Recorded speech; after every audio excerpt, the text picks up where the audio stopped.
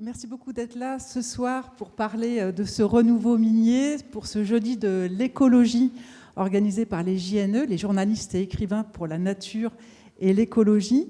Parce qu'en effet, les mines font leur grand retour en France métropolitaine sous l'impulsion de l'Union européenne. L'État français a lancé en 2025 un vaste inventaire des ressources du sous-sol. Il s'agit de sécuriser l'approvisionnement en métaux et terres rares. Et ce, dans un contexte de réindustrialisation concentré autour du numérique et de la transition énergétique. Mais ce renouveau minier ravive aussi le souvenir d'un lourd héritage environnemental et les inquiétudes des populations locales. Alors en quoi est-ce aujourd'hui nécessaire de rouvrir des mines ? Comment éviter les conséquences écologiques des mines d'hier ? Et peut-on extraire durablement ? Alors, avant de passer la parole à Pauline, on sait que c'est un sujet complexe. En faisant de la communication sur les réseaux sociaux, ça a déjà pas mal réagi. Et ce soir, le souhait de cette conférence, c'est d'abord de vous donner un maximum d'informations pour que vous puissiez repartir et vous permettre de vous forger votre propre conviction. Ce soir, vous n'aurez pas toutes les réponses. Ce n'est pas blanc, ce n'est pas noir, c'est un sujet complexe. Et on espère, en ayant invité le monde politique, scientifique, associatif et le monde de la société civile, on espère qu'on vous aidera à cheminer. Bonjour à tous. Donc pour éclairer ce débat, nous avons le plaisir de recevoir aujourd'hui Isaline Jean-Jacques et Laura Chiron, toutes deux chefs de projet au sein du bureau des préventions des déchets et sobriété matière du réseau associatif France Nature Environnement. Bonjour à vous. Ensuite, nous accueillons M. Jean-Claude Roux, député de Loire-Atlantique, siégeant avec le groupe Les Écologistes et Sociales à l'Assemblée nationale et dont la circonscription abrite 3 projets de mines en cours d'exploration par la société Bresse Ressources. Bonjour monsieur. Enfin, nous accueillons aussi M. Cédric Philibert, chercheur associé à l'IFRI, spécialiste de la décarbonation et des énergies renouvelables. Il a exercé donc pendant 19 ans au sein de l'Agence internationale de l'énergie et auteur d'un dernier ouvrage, Climat, les énergies de l'espoir, paru en 2025. Et enfin, M. Bruno Jacquemin, délégué général de l'Alliance des minerais, minéraux et métaux, A3M, la Fédération française des professionnels de l'extraction minière, de la métallurgie, sidérurgie et du recyclage des métaux. Bienvenue. Donc cette conférence, elle sera animée par mes consoeurs Sarah Yonan et Anne-Henri et moi-même, Pauline Guibert, toutes 3 journalistes indépendantes et membres du collectif des JNE, journalistes pour la nature et l'écologie. Je passe la parole à Sarah. Merci Pauline. Oui, alors avant de rentrer dans le vif du sujet, j'aimerais poser un peu le contexte. Ce renouveau minier, il a été officiellement lancé le 13 février 2025, un peu plus d'1 an, par l'État français. Il s'agit en fait d'une grande prospection qui a été demandée au BRGM, donc le Bureau de recherche géologique et minière. Pour cela, ils ont été dotés d'un budget de 53 millions d'euros pour l'instant sur 5 ans. Et cette prospection minière, je vais vous le montrer là tout de suite avec une carte. En fait, elle va s'établir sur ces zones-là. Je ne sais pas si vous voyez très bien, mais il y a les Vosges, le Morvan-Brévennes, le Massif central, Pyrénées-Cévennes et la Guyane française. Donc ça, c'est ce qui a été demandé au BRGM et c'est les zones qui ont été identifiées à titre exploratoire. Je tiens à préciser que le BRGM avait bien évidemment été convié pour participer au panel ce soir, mais ils n'ont pas souhaité répondre à nos sollicitations. Ce renouveau minier, il s'inscrit à la fois dans une volonté donc nationale, mais aussi une volonté européenne de renforcement de la souveraineté en matière de métaux et de terres rares, dans un contexte géopolitique, on le sait, hyper tendu.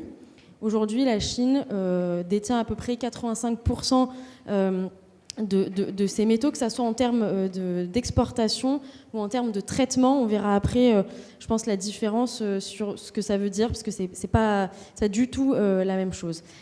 Ces ambitions-là, nationales et européennes, elles s'inscrivent dans une volonté de souveraineté, ça je l'ai dit, mais aussi de transition énergétique, d'accompagner la croissance technologique et numérique, mais de renforcement aussi des capacités militaires.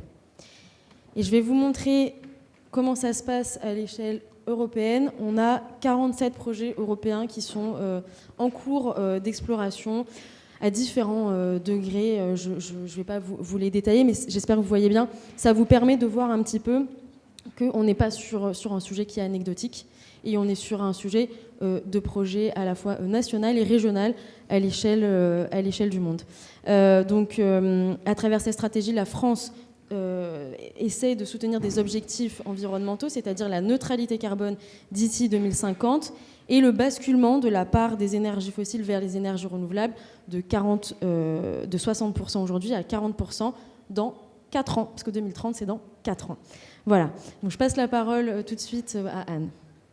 Oui, on va commencer avec vous, Cédric Philibert. Pour poser d'abord, pour faire un état des lieux mondial, et puis on va s'intéresser aussi à la France. D'abord, Cédric Philibert, je rappelle, vous êtes chercheur. Rappelez-nous d'abord le lien entre extraction minière et changement climatique, tout simplement, pour revenir à l'essentiel. En fait, c'est la transition. Mettez bien le micro. C'est la transition qui relance l'exploitation minière, parce que en gros, je vais la décrire en 2 éléments. Il faut décarboner l'électricité. C'est beaucoup fait en France, mais il faut en assurer la perpétuation dans les années, décennies qui viennent.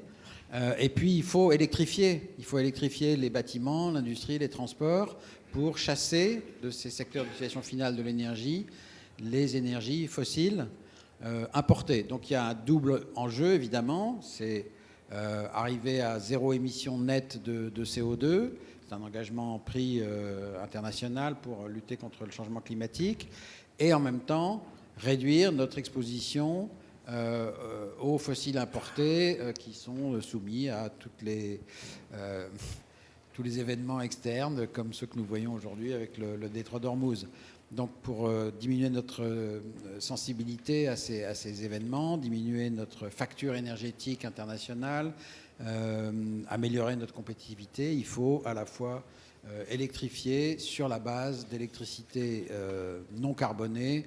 Donc pour moi, c'est principalement les renouvelables, mais aujourd'hui, en France, c'est principalement du nucléaire, et il faut donc assurer la poursuite de cette production électrique. Alors, on voit ça ici avec la stratégie nationale bas carbone. En gros, elle va réduire la consommation d'énergie. Donc, il y a des économies d'énergie. Ce n'est pas gaspillage à tout va.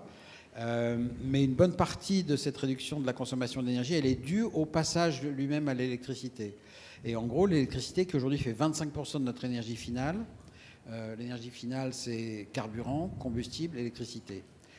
Elle devrait faire plus de la moitié en 2050 si on veut y arriver, parce que ça veut dire que déjà les autres énergies renouvelables non carbonées feraient 45%, et c'est le point le plus difficile en la matière. Et alors, pour rejoindre notre sujet, le renouveau minier, le lien entre électricité et extraction minière. Alors, l'alerte a été donnée d'abord par la Banque mondiale, je crois, après quelques journalistes, écrivains comme Guillaume Pitron et son bouquin. Mais voilà, on a eu ça par la Banque mondiale qui montre que dans une trajectoire de décarbonation, la demande de métaux augmente plus vite que tendanciellement. Tendanciellement, c'est l'acier, c'est le cuivre dans tous ses usages, c'est beaucoup d'usages, c'est le numérique, tout ça. Dans une transition énergétique, ça va plus vite, on a besoin de plus de métaux, et voici en 2 mots pourquoi. On voit ici, c'est d'abord les transports, c'est-à-dire c'est d'abord les batteries, parce que la façon de décarboner les transports, ça va être beaucoup, ça va reposer beaucoup sur la voiture électrique. Alors on peut dire c'est aussi la marche à pied, c'est aussi le vélo musculaire ou assistance électrique. Oui, n'oublions pas la sobriété, mais effectivement. N'oublions rien de tout ça, mais voilà, on a la voiture qui fait 85% des déplacements. Si on arrive à changer ça de 10%, c'est très bien, mais voilà, il restera beaucoup de voitures. N'hésitez pas à rapprocher votre micro parce que la conférence est filmée et enregistrée. Merci. Et c'est pareil pour les camions. Les camions font 80% de nos déplacements de marchandises, et on ne pourra pas se passer demain des camions, donc il va falloir électrifier tout ça. Et là, on a un problème de métaux, c'est-à-dire que si je regarde la composition d'un véhicule électrique et celle d'un véhicule thermique, on voit qu'il y a des métaux en plus, du cuivre, du lithium un peu, du nickel, manganèse, graphite, cobalt éventuellement. Voilà. Et puis il y a une autre partie du problème qui est dans la production d'électricité. Alors évidemment, ici, on n'a pas mis les combustibles. Donc on n'a pas mis le charbon, on n'a pas mis le gaz. Donc Alors normalement, ça devrait diminuer. Bien entendu, ça va beaucoup diminuer, je vais le montrer après. Mais si on regarde que les centrales, on a des centrales... alors nucléaire, il y a un peu d'uranium, mais c'est quand même pas des quantités folles. Donc, mais on a plus de métaux par mégawatt de puissance qu'on a avec les centrales à charbon ou à gaz. Le PV, on en a plus. L'éolien, on en a plus. L'éolien offshore, on en a plus. Alors, il faut faire attention, c'est en mégawatts. Donc, en mégawattheure, vu que les facteurs de charge de l'éolien et de l'éolien terrestre sont plus élevés que ceux du solaire, c'est à peu près la même chose que le solaire.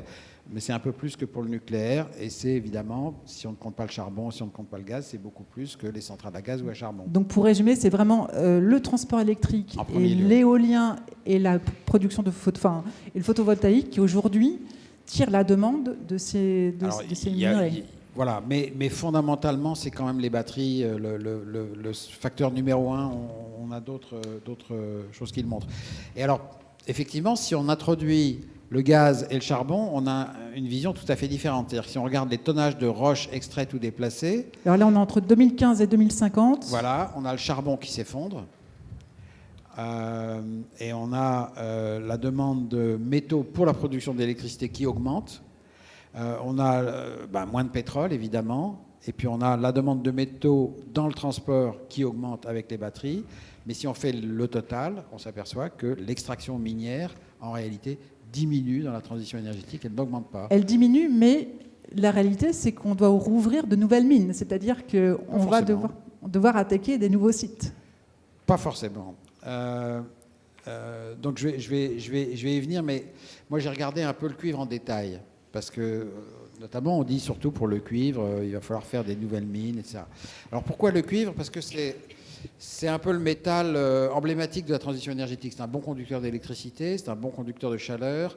On le trouve absolument partout dans la transition. On le trouve dans les voitures électriques, on le trouve dans les batteries, on le trouve dans les éoliennes, on le trouve dans les moteurs électriques, on le trouve dans les pompes à chaleur, on le trouve dans les échangeurs de chaleur. Il est partout. Et si on regarde ce qui se passe, on peut voir deux informations différentes. D'abord, la teneur moyenne des gisements exploités diminue.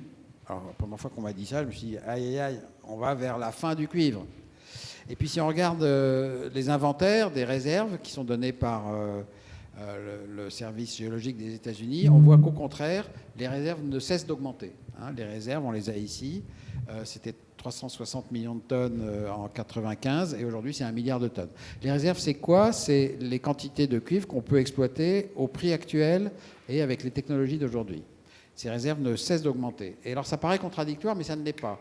En fait, c'est parce qu'on a appris à extraire du cuivre de gisements plus pauvres en cuivre, avec pas plus d'énergie, avec moins de CO2, que les réserves augmentent alors que la teneur diminue. Parce qu'en fait, les gisements pauvres sont bien plus nombreux et bien plus grands que les gisements riches qui sont bientôt finis.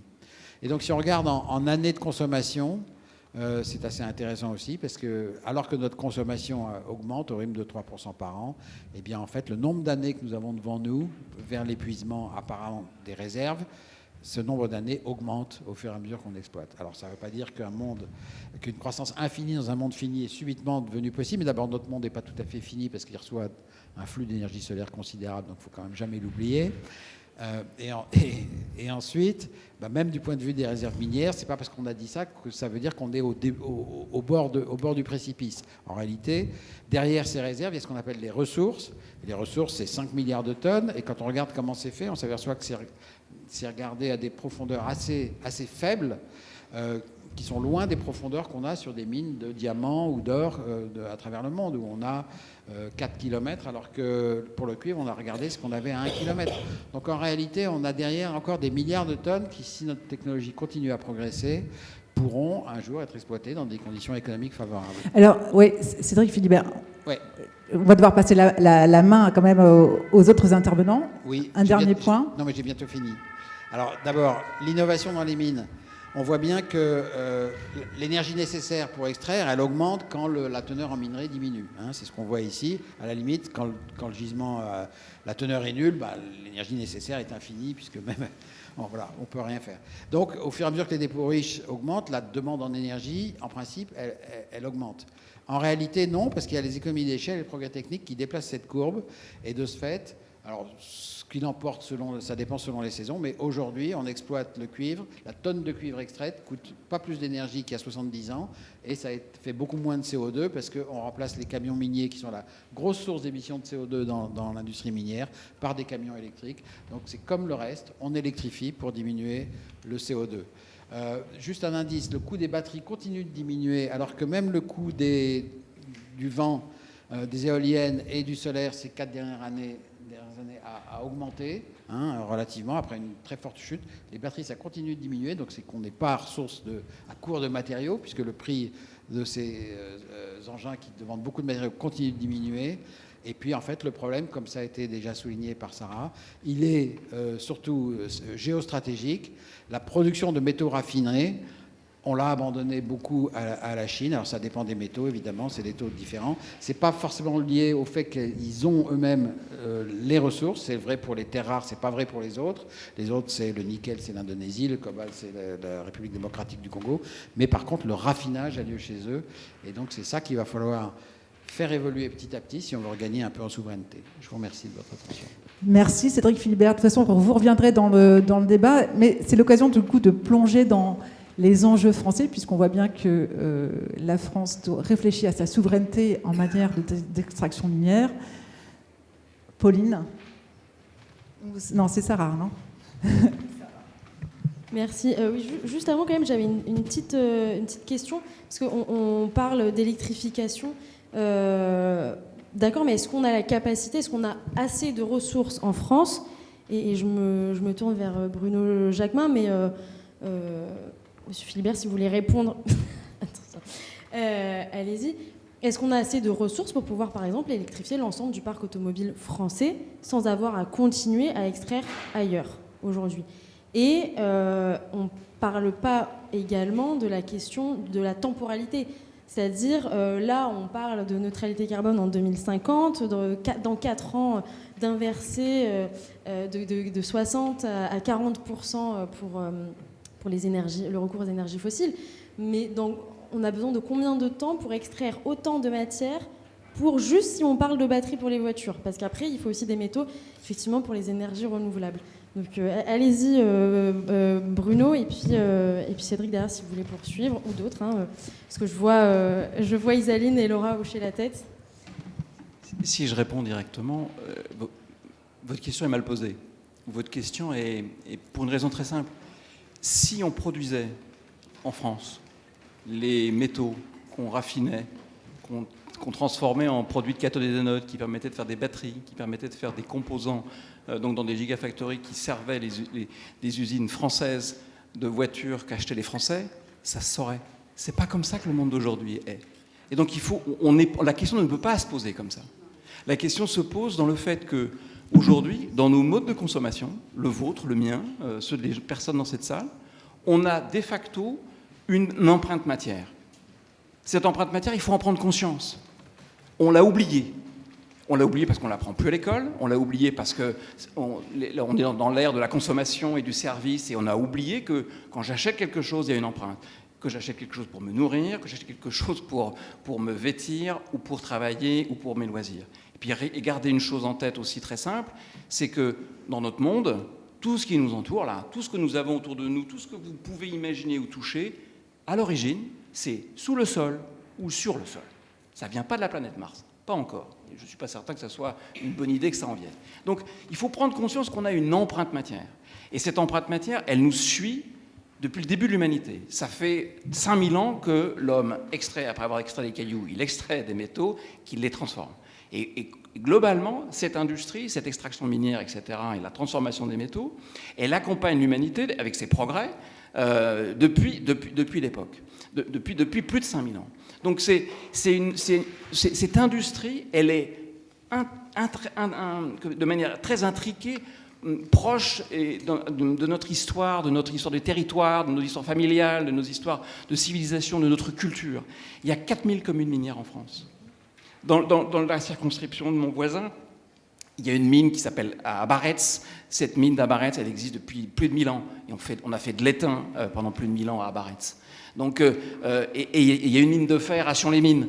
Il y a dans la circonscription de mon voisin aussi. Donc, je veux dire, l'activité minière, jusqu'il n'y a pas si longtemps, elle faisait partie du quotidien de nos concitoyens. Et elle était plus ou moins acceptée, elle n'était pas développée à un point de vue industriel comme on peut l'imaginer à une époque où, dans une petite partie de l'histoire française, de l'histoire industrielle mondiale, les années de productivisme exacerbé, en gros de l'après-guerre jusqu'aux années 80, on a fait n'importe quoi. Et on a fait n'importe quoi partout. On a fait n'importe quoi en termes d'organisation, en termes industriels, à tout niveau. Et on a extrait les problèmes, par exemple, de pollution à l'arsenic sur la mine d'Abaretz. Ils ne datent pas du temps des Romains, ils datent des années 50. On va pouvoir parler de ce cas-là, de ce qu'on a fait ou pas fait concernant l'après-mine sur notre territoire dans une deuxième partie. Donc n'en dites pas trop, vendez pas la mèche, mais continuez. Donc, tout ça pour dire que, à un moment donné, si on veut, on est tous convaincus qu'il faut lutter contre le réchauffement climatique, qu'il faut diminuer notre empreinte carbone, qu'il faut respecter la biodiversité, que la survie de l'espèce est en jeu. C'est pas la survie de la Terre qui est en jeu, il faut se le rappeler. La Terre, elle va résister. C'est notre espèce qui est en jeu sur ce sujet-là. Et on l'oublie un petit peu. Et je pense qu'en ce moment, on a pris des mesures depuis plusieurs années avec des objectifs, sans en mesurer l'impact, sans en mesurer si on en avait les moyens, et sans mettre en cohérence l'ensemble des politiques qu'on voulait faire. Vous parlez des objectifs climatiques et environnementaux ? Les objectifs climatiques et environnementaux, encore une fois, ça ne veut pas dire qu'il ne faut pas les faire, mais on ne s'est pas rendu compte de tout ce qu'il fallait qu'on fasse pour le faire. Et on a été en plus d'une arrogance absolue vis-à-vis du reste du monde. Je pointe ça de manière qui, pour moi, est un point essentiel. Regardez la manière dont la France et l'Europe, surtout, se positionnent vis-à-vis du reste du monde. On donne des leçons au monde entier. Alors que le monde entier, je suis désolé, mais je vous fiche mon billet que la Chine sera décarbonée avant l'Europe. Parce qu'ils ont un régime qui a des détails, enfin, qui a des caractéristiques qu'on n'a pas envie d'avoir dans notre pays. Il n'est pas très démocratique. Et ils ont une mise en œuvre de décarbonation de leur industrie. Et ils ne le font pas pour le plaisir. Ils le font parce que c'est le bien-être de leurs habitants, parce qu'ils ont un problème démographique, ils ont un problème d'acceptabilité de la pollution, ils ont un problème économique, et ils ont une opportunité industrielle à développer. Donc, ils ont décidé d'y aller plus tard que nous. Ils n'ont toujours pas commencé la décroissance de leurs émissions de process. Ça baisse parce qu'il y a eu des baisses de production en Chine. Ils ont décidé de le faire à partir de 2030. Bruno Jacquemin, juste avant de passer la main aux autres intervenants, est-ce que sur ce sujet-là, sur le renouveau minier aujourd'hui, vous pouvez nous expliquer comment se positionne l'Alliance des minéraux et métaux ? Vous représentez une fédération d'entreprises. Aujourd'hui, il n'y a pas de mine en France, quasiment pas. Il y a une mine de sel à Varangéville et il doit y avoir une mine de bauxite, et encore elle est à ciel ouvert à Bédarieux, près de Montpellier. Donc on a abandonné l'activité minière pendant des dizaines d'années et du coup c'est installé dans l'imaginaire collectif français qu'on n'avait pas de ressources. Or, on a des ressources. Encore une fois, on les a exploitées plus ou moins. On les a exploitées avec les technologies de l'époque. On les a exploitées avec la connaissance du sous-sol de l'époque. Aujourd'hui, avec l'inventaire minier dont vous avez parlé, on va améliorer la connaissance. Ça me paraît un peu la moindre des choses. Quand on aborde un débat, aborde un sujet, on sache de quoi on parle. Et pendant 40 ans, on a quand même refusé de savoir de quoi on parlait. Pendant 40 ans, on a refusé de faire l'inventaire. Il ne faut pas l'oublier, le Bureau des ressources géologiques et minières, c'est un établissement scientifique français de renommée mondiale qui a travaillé pendant 30 ans sur l'activité minière dans le monde entier, sauf en France. Il faut quand même, parce qu'on a refusé qu'il le fasse. Et à un moment donné, comme on n'avait pas les éléments sous la main, on a laissé s'installer une conviction qu'on n'avait pas de ressources, qu'il ne fallait surtout pas le faire, et ça a donné une dépendance dont on mesure aujourd'hui l'impact, à la fois pour l'activité minière, pour la transition écologique et les moyens de cette transition qu'il faut faire, mais aussi pour tout le reste. Parce que derrière ce tableau que vous avez là, vous avez non seulement les minerais de la transition, mais vous avez aussi les minerais de la défense, vous avez aussi les minerais de la mobilité, vous avez tous les minerais. Et à un moment donné, si on n'a pas la capacité de pouvoir transformer ces minerais sur notre sol, on va perdre notre industrie. Et si on perd notre industrie, Je suis désolé, mais c'est le modèle social français qui s'effondre. Est-ce que vous pouvez juste, puisque vous venez de citer le rôle du BRGM, mais pour expliquer un petit peu, bien comprendre qu'il y a une exploration, une cartographie qui est faite par le BRGM, et on va parler après d'autres sites qui, pour le coup, eux, se sont sous le contrôle d'industriels. Donc, pour bien comprendre, en fait, qu'il y a deux formes d'exploration. Il faut être clair, on est en France. On est dans un des pays le plus réglementé en point de vue environnemental, le plus observé en termes environnementaux. Donc les industriels ne font pas n'importe quoi en France, ils sont sous l'œil de la puissance publique, des parlementaires, et c'est très bien. C'est très bien. On a un haut niveau d'exigence environnementale, et il n'y a aucun débat là-dessus. Les industriels savent très très bien que de toute façon, que ce soit sur un projet industriel ou un projet minier, ils ne feront rien s'ils n'embarquent pas la population avec eux, s'ils n'embarquent pas les parties prenantes. C'est à eux de leur... Voilà, c'est un deal. Et ce deal, il peut être gagnant-gagnant, ou il peut être perdant-perdant. Il n'y a pas de demi-mesure, c'est l'un ou l'autre. Et donc, qu'est-ce qui se passe aujourd'hui? Le sous-sol, c'est un bien commun. C'est-à-dire que le sous-sol n'appartient pas, personne ne peut se dire propriétaire de son sous-sol. Vous avez votre parcelle chez vous, vous pouvez planter des tomates, les tomates sont à vous. Si vous trouvez à 50 mètres dans votre sous-sol des ressources, c'est pas à vous, c'est à nous. C'est un bien commun. Donc que fait l'État? L'État dit, je fais une cartographie pour expliquer ce qu'il y a dans ce sous-sol, et après, je donne la possibilité à des industriels d'aller un peu plus loin dans l'exploration, et on parle de permis d'exploration minière, pour identifier les ressources potentielles qu'il peut y avoir. Et ça se traduit par des grandes surfaces gigantesques sur lesquelles, pour les experts du BRGM en particulier, mais pas que, on a des professionnels qui savent très bien faire ça, vont vous dire, il y a des ressources minières là où il y a des accidents géologiques. On va dire, là, il y a des possibilités d'eux, on pense qu'il y a des choses intéressantes, et on va faire quelques forages qui, sur un territoire assez gigantesque, on parle de dizaines, voire de centaines de kilomètres carrés, on va identifier les potentialités du truc. Et puis, donc ça, c'est un permis déjà qui est octroyé par l'État à un industriel, qui en général, on appelle ça une junior minière ou une entreprise d'exploration minière. Alors, effectivement, aujourd'hui, même s'il y a peu de mines qui sont ouvertes, il y a quand même beaucoup de projets qui sont en cours, qui sont lancés, Sarah. On va peut-être évoquer ces différents projets, et puis on passera ensuite la parole à Jean-Claude Roux et à France Nature Environnement. Oui, en plus, je vous ai vu pas mal réagir à ce qui venait d'être dit tous les trois. Vous n'avez pas encore pu prendre la parole. Donc, juste avant, ça serait bien de vous citer un peu, de vous énumérer. C'est une liste non exhaustive, mais de sites qui sont en cours d'exploration en France et qui cristallisent aussi pas mal de contestations citoyennes. Donc, on a le cas du sud du Limousin et du nord de la Dordogne, donc dans le secteur de Saint-Thierry-la-Perche, pour ceux qui connaissent un peu la Haute-Vienne. Il y a un collectif qui s'appelle SOPMI 87 qui se bat depuis des années contre les permis d'exploitation là-bas. Il y en a un qui vient d'être étendu en février. Ils viennent de permis d'exploration. On cherche, on n'exploite pas. D'exploration, pardon, ma langue a fourché. Merci de me reprendre. Qui vient d'être étendu là, à peu près 280 km². Vous me reprenez, mais je crois que le chiffre est exact pour le coup, par la compagnie des mines arrédiennes. Il y a dans l'ouest de la Bretagne la start-up Bredge Resources, vous allez pouvoir nous en parler. Jean-Claude qui a déposé 3 permis de recherche entre la Bretagne et le Maine-et-Loire, puis 3 autres permis en Ille-et-Vilaine, dans le Morbihan et en Loire-Atlantique, ce qui couvre à peu près 82 communes qui seront donc concernées. On a évidemment le projet Émilie, mais je pense qu'ici, tout le monde voit ce que c'est, dans l'Allier, ce fameux projet de mine de lithium. En Creuse, on a le collectif Stop Mine 23 qui s'élève contre la société Cominor. On a dans le Tarn aussi des associations contre un projet de mine de tungstène. Et enfin, en Ariège, à Salaux, qui a été connu parce que c'est un secteur où il y a eu d'anciennes mines et qui sont la résolution de la dépollution de ces mines est encore en cours. Il y a de nouveaux projets qui devraient venir. Donc là, on est sur des mines d'amiante et d'autres, des mines de tungstène aussi. Et donc, oui, tungstène et amiante. L'amiante, c'est un coproduit malheureux. Oui, mais ces deux, les extractions là-bas ont concerné l'amiante et le tungstène. On a extrait le tungstène, pas l'amiante. Mais là, il y a un projet en cours qui va être réfléchi.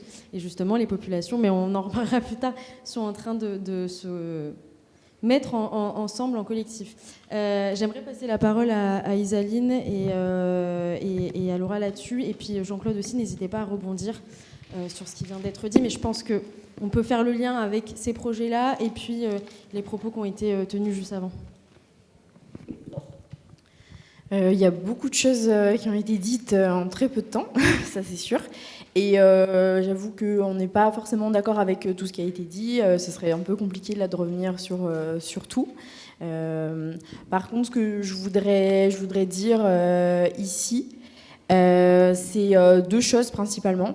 Premièrement, sur les enjeux autour de l'électrification du secteur minier, effectivement, c'est quelque chose qui se développe massivement et de toute façon, le progrès aujourd'hui dans l'innovation technologique minière se centre principalement sur les enjeux de décarbonation et c'est une bonne chose. Par contre, la décarbonation, c'est qu'un seul des aspects des conséquences environnementales, sanitaires et sociales de l'extraction minière. Donc là-dessus, je trouvais que c'était quand même assez important de revenir un petit peu plus dans le détail parce que, voilà, je le dis dès maintenant, mais je pense que tout le monde est d'accord ici autour de cette table, la mine propre, ça n'existe pas.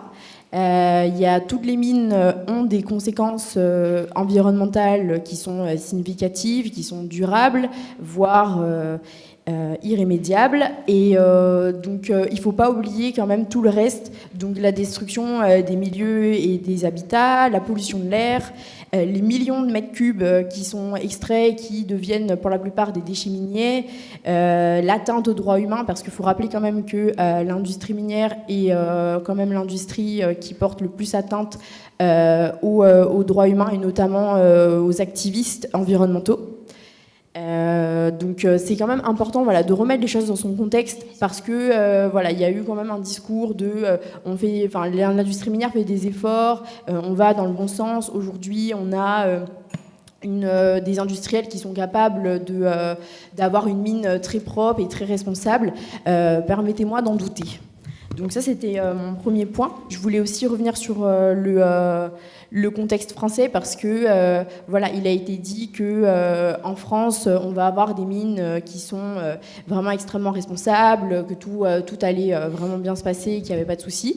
On ne sait pas encore. Par contre, ce que j'avais envie de dire aussi, c'est que la mine en France, ça n'a jamais cessé parce que on pense beaucoup au territoire hexagonal, mais on oublie que la mine, elle n'a jamais cessé d'exister en Guyane. La Guyane, ça fait partie de la France, hein, je rappelle.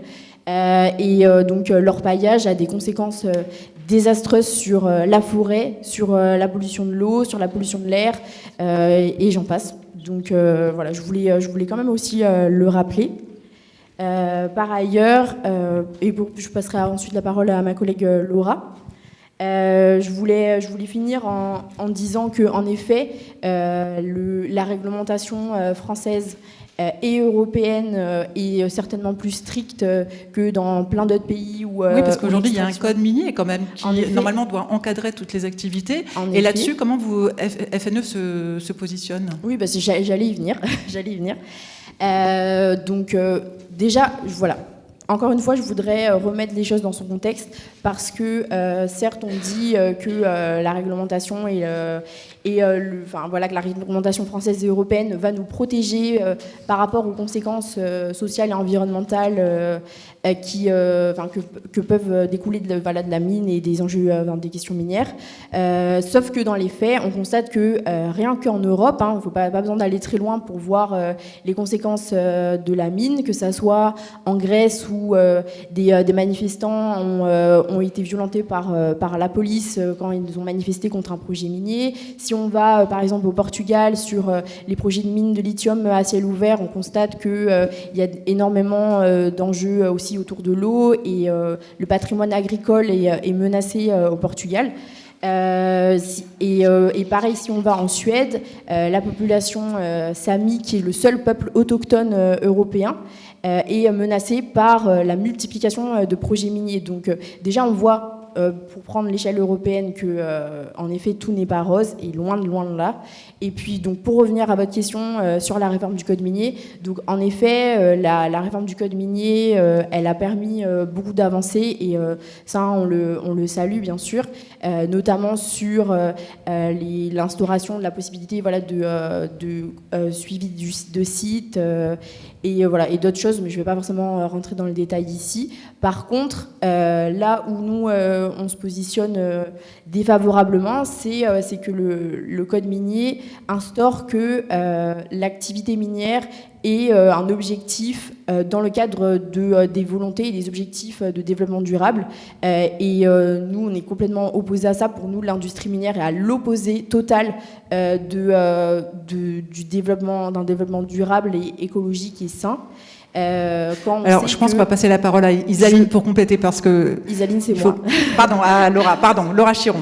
Pas de souci. Et je finis juste en disant que l'industrie minière est la 3e industrie la plus polluante du monde. Donc, c'est un peu gros quand même de nous vendre que l'industrie minière et objectifs de développement durable sont compatibles et même souhaitables. Laura Chiron, qu'est-ce que souhaitez-vous compléter ? Non, mais après, on reviendra peut-être plus tard, comme vous le disiez, sur un peu les impacts et un peu le passif minier de la France. Enfin, donc, je ne sais pas si je fais un point. Oui, il y aura des photos en plus. Donc, on peut passer la parole à... Et je vais vous laisser peut-être réagir, Jean-Claude, par rapport à tout ce qui vient d'être dit, et notamment parce qu'on l'a évoqué, où il y a des projets d'exploration dans votre territoire. Et donc, qu'est-ce que vous craignez et dénoncez ? Alors, qu'est-ce que je crains ? Beaucoup de choses. J'espère que je vais avoir le temps de pouvoir faire le tour. Alors, effectivement, il y a une histoire minière sur le territoire. Je reviendrai peut-être tout à l'heure sur le cas spécifique d'Abaré. Dans ma commune, on a exploité la chaux pendant des siècles. Il y avait aussi des mines d'uranium en Bretagne qui ont fermé il n'y a pas si longtemps, d'ailleurs. Je crois que c'était jusque dans les années 80 ou dans ces eaux-là. Alors, chez nous, c'est pas le BRGM qui est à l'œuvre. Vous avez montré la carte, vous avez vu que l'ouest de la France, effectivement, n'était pas à nous. C'est une très sympathique société qui s'appelle Brest Ressources, vous voyez, bien de chez nous, qui avait déposé trois projets d'exploration minière qui s'appellent aussi avec des noms très sympathiques, Epona, Taranis et Bélénos. Alors, malheureusement, Brest Ressources, en fait, c'est une filiale immatriculée aux Bermudes, d'un groupe canadien. Déjà, ça casse un petit peu la magie. Et je vous parlerai tout à l'heure du double discours qu'il y a pu y avoir entre le discours qui était celui du grand patron Keith Barron, donc du côté Canada, et puis ce qui se disait sur le terrain. Tout à l'heure, vous disiez à juste titre que la moindre des choses, c'est d'arriver à embarquer les populations. Chez nous, c'est totalement raté. C'est même tout le contraire. Parce qu'il y a eu tellement peu de communication, les choses se sont faites tellement en catimini et en négligeant les populations locales, mais aussi les élus, ce qui a quand même été un grand choc, parce que les élus ont eu l'impression d'être pris au dépourvu et n'ont pas vu venir l'ampleur en fait, de ces projets. Parce que vous le disiez tout à l'heure, ça touche plusieurs départements sur 2 régions. En fait, c'est 850 km² qui sont couverts par ces permis et qui couvrent une vingtaine de minerais, mais pour l'instant, on ne sait pas officiellement quoi. Alors, ça peut être aussi bien... Mais les élus ont été surpris parce que, notamment, vous dénoncez une certaine opacité dans le traitement des dossiers. En tout cas, dans la communication, je vous garantis que personne n'était au courant lorsque...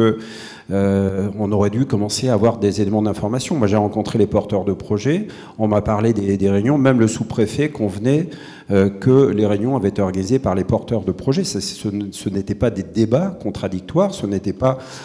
et ça le mérite, parce que vu l'impact, on va en parler sans doute tout à l'heure, que ça peut avoir durablement sur le territoire, ça méritait mieux que ça. En fait, pour être très simple, le discours des porteurs des projets, c'était « ne vous inquiétez pas ». Ils ont toujours relativisé les choses. Ils ont relativisé l'ampleur du projet, mais aussi les impacts. C'est-à-dire 3 éléments principaux. Le premier, c'est « ne vous inquiétez pas, on n'est pas sûr de trouver quoi que ce soit ». Encore une fois, ce n'est pas le discours qui est tenu du côté des investisseurs et donc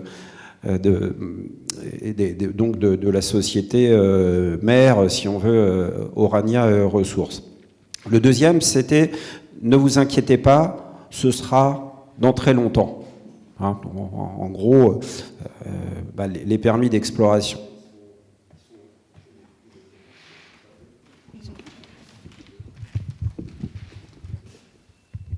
Les permis d'exploration, ils sont accordés pour 5 ans.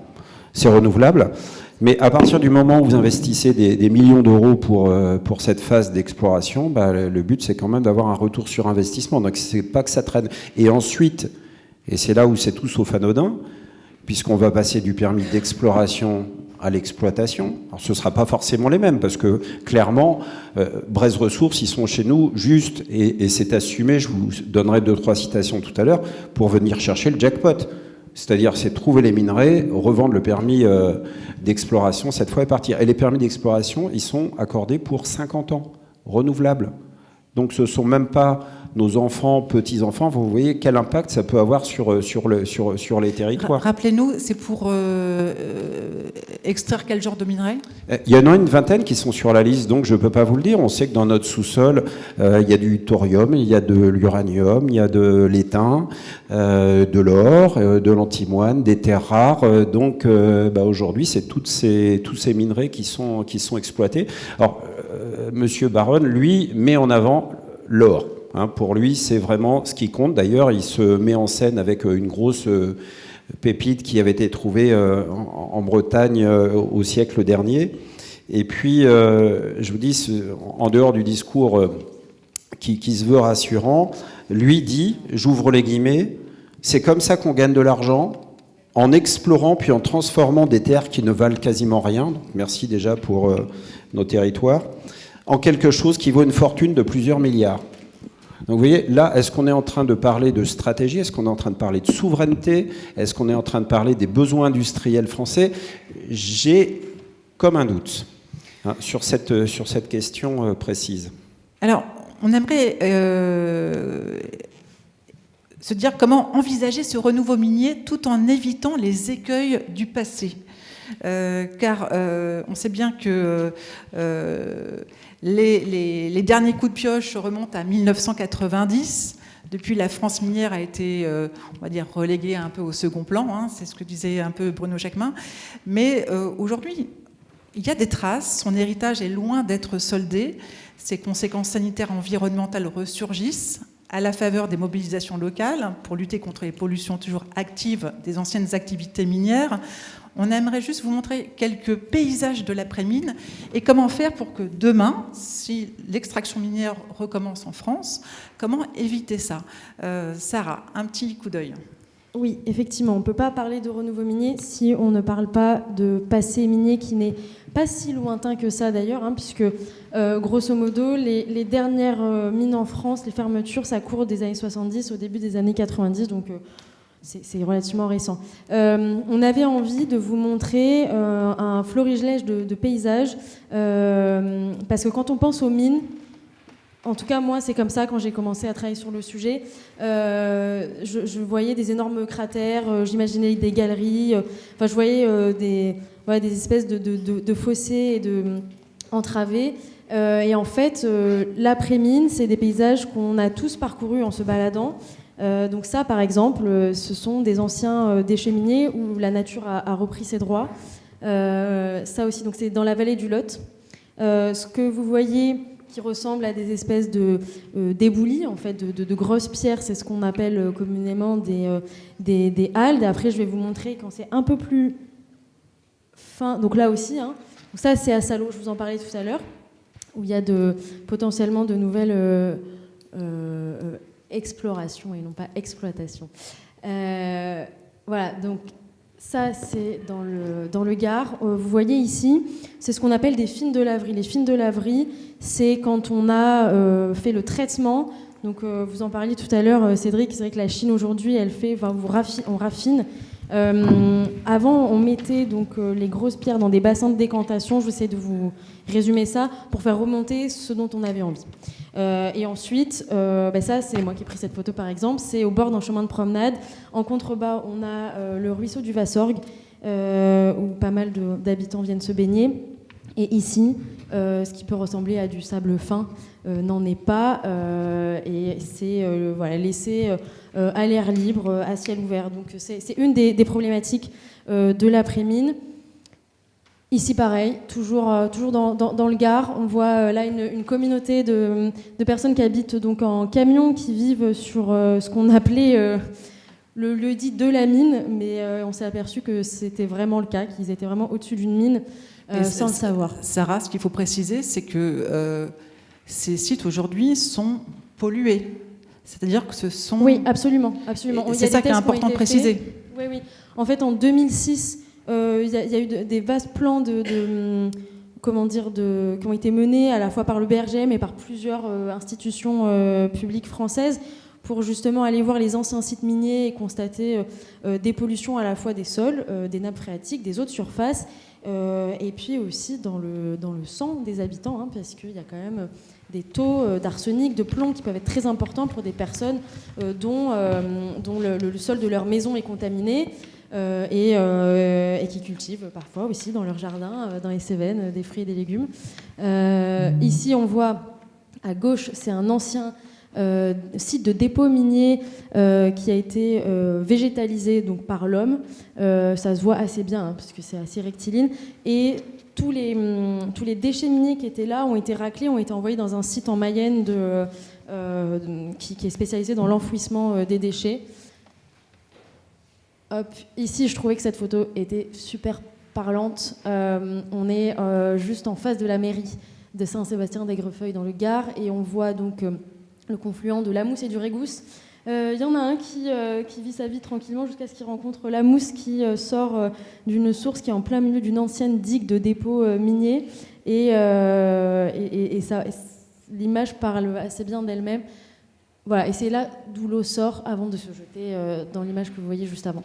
Donc voilà, on avait envie de vous montrer ces images pour que vous compreniez qu'en fait, je pense qu'on a tous vu des anciens sites miniers et qui peuvent prendre des formes très différentes. Et j'aimerais que Isaline ou Laura, vous puissiez rebondir là-dessus pour comprendre en fait qui s'occupe de gérer les sites d'après-mine. Comment ça se passe? Quels sont les processus d'inspection, de dépollution? Est-ce que d'ailleurs on peut dépolluer? Dans quel cadre? Parce qu'on voit qu'on a à un moment donné de prise de conscience de l'impact de l'après-mine et en même temps d'une nécessité de renouveau minier dont vous avez parlé, Bruno, tout à l'heure. Oui, tout à fait. Alors d'abord, merci d'avoir montré des images parce que c'est vrai que c'est toujours assez parlant et il y a beaucoup de paysages qu'on a pu croiser sans se douter une seconde que ça pouvait être des résidus d'anciennes mines. Donc merci beaucoup. Oui, donc on l'a un petit peu évoqué déjà dans nos échanges, mais c'est vrai que quand on parle de mines, on parle vraiment d'une pollution extrêmement durable. Donc là, on a vu, donc c'est souvent notamment les déchets miniers qui représentent d'ailleurs les volumes de déchets les plus conséquents au sein de l'Union européenne, parce qu'en fait, pour extraire, en effet, on extrait énormément de quantité pour au final récupérer justement une valeur plutôt résiduelle de minerais. Et donc après, on a ce qu'on appelle les stériles, donc qui sont des déchets miniers de très grande quantité, et on se retrouve parfois, notamment donc en France ou ailleurs, avec des sortes de collines constituées de ces déchets miniers qui peuvent être chargés en métaux toxiques comme l'arsenic, le plomb. Voilà, ça dépend des mines, mais en tout cas, des déchets qui sont loin, au-delà même des quantités, d'être anodins en tant que tels. On en parlait aussi, mais c'est vrai que là, on est en métropole, mais donc on a fait un petit tour par les Outre-mer, mais on a ce sujet aussi où on a c'est les principaux sites d'extraction actuellement en France, et on a, faut le dire aussi, très peu de données de ces sites. Donc autant, nous on a un peu de données sur les pollutions, on a des mesures, mais faut toujours rappeler aussi que les mines qui existent, notamment que ce soit en Guyane ou autre, on a très peu de données et très peu de recul sur ces pollutions. Donc voilà, ça c'est juste pour revenir là-dessus. Mais en tout cas, en métropole, on a un vrai problème de pollution durable. On a des impacts qui sont qui sont multiples. On a des digues de résidus toxiques. On a vraiment des pollutions aux métaux lourds qui se retrouvent notamment dans des cours d'eau avec des populations aussi qui sont directement contaminées. Et est-ce que les communes, par exemple, préviennent lorsqu'il y a des secteurs comme ça en forêt, en nature, que ces sols sont pollués? Est-ce qu'il y a des informations des communes, par exemple, là, sur les secteurs présentés? On n'a pas l'impression, en tout cas. Justement, je pense qu'on est censé avoir ces informations, mais que c'est pas toujours suffisamment clair, peut-être. Oui, parfois même, juste pour préciser, c'est pour pas non plus jeter l'opprobre sur les communes. Elles sont parfois elles-mêmes pas forcément au courant. On est sur des petits villages de 300 habitants, 250 habitants, donc il faut avoir un œil aguerri pour reconnaître ça. Donc oui. Mais peut-être c'est une question, effectivement, Jean-Claude Roux, je ne sais pas si vous voulez réagir là-dessus, vu que vous êtes concerné à la fois par le passé et le renouveau minier sur ces questions-là, effectivement, de ce que doivent faire les collectivités locales, comment est-ce qu'elles peuvent s'emparer de ces questions-là et de la réglementation. Alors, les collectivités, encore une fois, la moindre des choses, c'est de les associer très en amont, parce qu'on parlait des impacts tout à l'heure, on y reviendra peut-être tout à l'heure, il y a des impacts forcément environnementaux, il y a des impacts sanitaires, mais il y a aussi des impacts économiques sur l'activité, notamment sur l'activité agricole. On parlait tout à l'heure de la fameuse mine d'Abaré, qui effectivement avait été exploitée il y a très longtemps, mais en fait, la dernière exploitation connue, c'était dans les années 50, et ça a duré 5 ou 6 ans maximum. Eh bien, et c'était une mine de cassitérite, hein, c'est-à-dire du dioxyde d'étain, si mes souvenirs sont bons.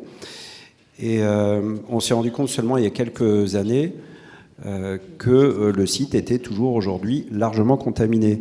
C'est-à-dire que c'était un site qui servait, il y avait un terril, hein, avec les fameux stériles de ces quelques années d'exploitation, qui est le point culminant d'ailleurs de la Loire-Atlantique, hein, artificiel, mais c'est le point culminant. Et donc, il y avait du BMX, il y avait tout un tas de gens qui faisaient c'était un site de loisirs.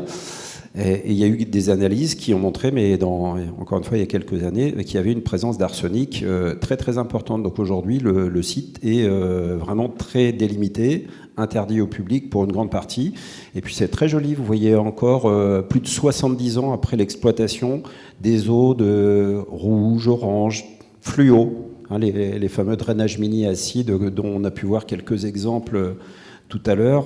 Donc, vous voyez, il faut du temps. Et même là, en l'occurrence, la commune n'était pas au courant, finalement, ni le territoire plus largement, des risques que pouvaient encourir les personnes qui se rendaient sur ce territoire.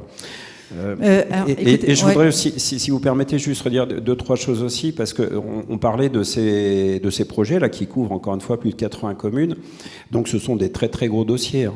Et en parallèle, vous avez le rapport de l'autorité environnementale. Est-ce que vous savez combien de pages fait ce rapport? Une 30aine de pages, avec la couverture et la page de garde comprise. Il n'y avait pas un seul mot sur la radioactivité. Or, nous sommes pratiquement à chaque fois sur des territoires, sur des communes où nous avons du radon. Alors c'est comme ça, le radon c'est naturel, hein, c'est dans le sol, c'est une radioactivité naturelle. Mais il y a des endroits, moi j'ai travaillé dans un lycée où il y avait des capteurs justement pour évaluer. Et puis il y avait on parlait aussi à la population. Donc vous imaginez si jamais on fait des mines, forcément, on va renforcer. Il n'y en avait pas un seul mot à ce sujet-là sur le rapport de l'autorité environnementale. On parlait très très peu de l'eau aussi, qui est une question sur laquelle je travaille depuis des années. L'eau permet l'extraction. Mais justement, il nous reste un dernier quart d'heure. Et là, j'aimerais que tout le monde puisse prendre la parole. On va peut-être redonner la parole à Bruno Jacquemin. Un dernier quart d'heure sur aujourd'hui, au regard de ce qui a été évoqué par les uns et les autres, les besoins, les risques, les écueils du passé. Comment aujourd'hui peut-on envisager ou pas une activité minière durable en France métropolitaine et également en Outre-mer? Bruno Jacquemin, comment vous réagissez par rapport à tout ça? Plusieurs choses, évidemment. L'activité du passé, elle a eu ses dégâts. Ce qui me frappe dans ce qui est dit aujourd'hui, c'est que on a l'air de penser que l'activité minière, c'est la seule qui a eu un impact sur la nature et la biodiversité. N'importe quelle activité humaine a un impact. Et encore une fois, ça fait 5000 ans que ça dure en termes d'activité. Alors bien sûr, il y a eu un certain nombre de choses qui se sont passées. Quand on remue le sol, on parle de pollution. C'est pas des polluants qui sont amenés, hein, c'est simplement le fait de remuer le sol à un moment donné, de faire remonter des métaux ou de faire remonter des minerais qui génèrent ces pollutions. Il a été une époque où on avait peu d'observations, peu de contrôle sur ces éléments-là, et effectivement on a des situations problématiques telles qu'elles sont évitées là. Nous, la conviction qu'on a dans la fédération, c'est que si on ne traite pas ces cas-là, on ne refera pas de mine en France, parce que ça c'est le préalable, en particulier sur ces sites, parce que ce qu'on oublie de dire, c'est que ces mines en question, elles ont extrait des métaux qui étaient cherchés à l'époque, et en fait quand on cherche un métal, on a souvent plein de coproduits. Et des coproduits, c'est des petits métaux, des métaux en fait, qui sont là dans des plus petites quantités, mais qui sont tout aussi utiles, notamment pour les usages industriels, pour tout un tas d'activités. Vous en avez dans vos puces de téléphone, vous en avez dans votre voiture, dans votre machine à laver. Il y en a partout, hein, rappelons-le. Hein. On a 60 métaux qui sont utilisés dans l'industrie. Oui, je comprends bien, mais il y a des besoins. Mais comment rassurer aujourd'hui ceux qui s'inquiètent? Déjà, la première chose que je voudrais évoquer, c'est que dire qu'on ne veut pas d'activité minière en France, moi, je trouve ça irresponsable, parce que ça veut dire que je considère que je déporte le problème chez les autres. Je préfère avoir de la mine chez les autres. Parce que imaginer qu'on va arrêter l'activité minière dans le monde, c'est juste absurde. C'est pas possible. On extrait de plus en plus de métaux quand la population mondiale grandit. On devrait arriver en Europe, à partir du moment où on est dans une population stabilisée, avec un niveau de vie stabilisé, un niveau d'urbanisation stabilisé, à avoir une consommation de métaux globale pour la société européenne à peu près stable, qui devrait nous permettre d'imaginer qu'à un horizon de plusieurs décennies, on n'utilise que du recyclage. Et dans ces cas-là, mettons les moyens pour recycler les métaux. Donc la France doit assumer ses ambitions stratégiques. Mais Cédric Philibert, vous avez travaillé aussi sur l'impact économique de la réouverture ou de l'extraction minière en France, il me semble. En termes d'emploi, en termes d'économie, en termes de transport. Non, pas vraiment. En préparant, vous m'aviez dit, ça évite quand même d'importer, ça permet de créer des emplois sur place. Quand on voit le débat tel qu'il se déroule, par exemple, autour du projet Émilie dans l'Allier, vous avez des gens qui expriment une hostilité, vous en avez d'autres qui accueillent, et vous avez des élus qui disent « Ah bah oui, ça va nous faire de l'activité, bien sûr. Ça fait partie de l'activité économique et c'est aussi reçu comme ça. » Moi, je voulais faire deux observations. La première, j'avoue que je ne comprends pas très bien votre position, au sens où, quand on fait de l'exploration, on ne peut pas faire un dossier environnemental, une étude d'environnement sur ce que donnera l'exploitation. On ne sait encore pas ce qu'il y a. Donc je ne comprends pas pourquoi il faudrait faire un débat sur les conditions environnementales de l'exploitation alors qu'on ne sait pas du tout ce qu'on va exploiter, ni ce qu'on pourrait imaginer d'exploiter ou pas, etc. Donc je trouve que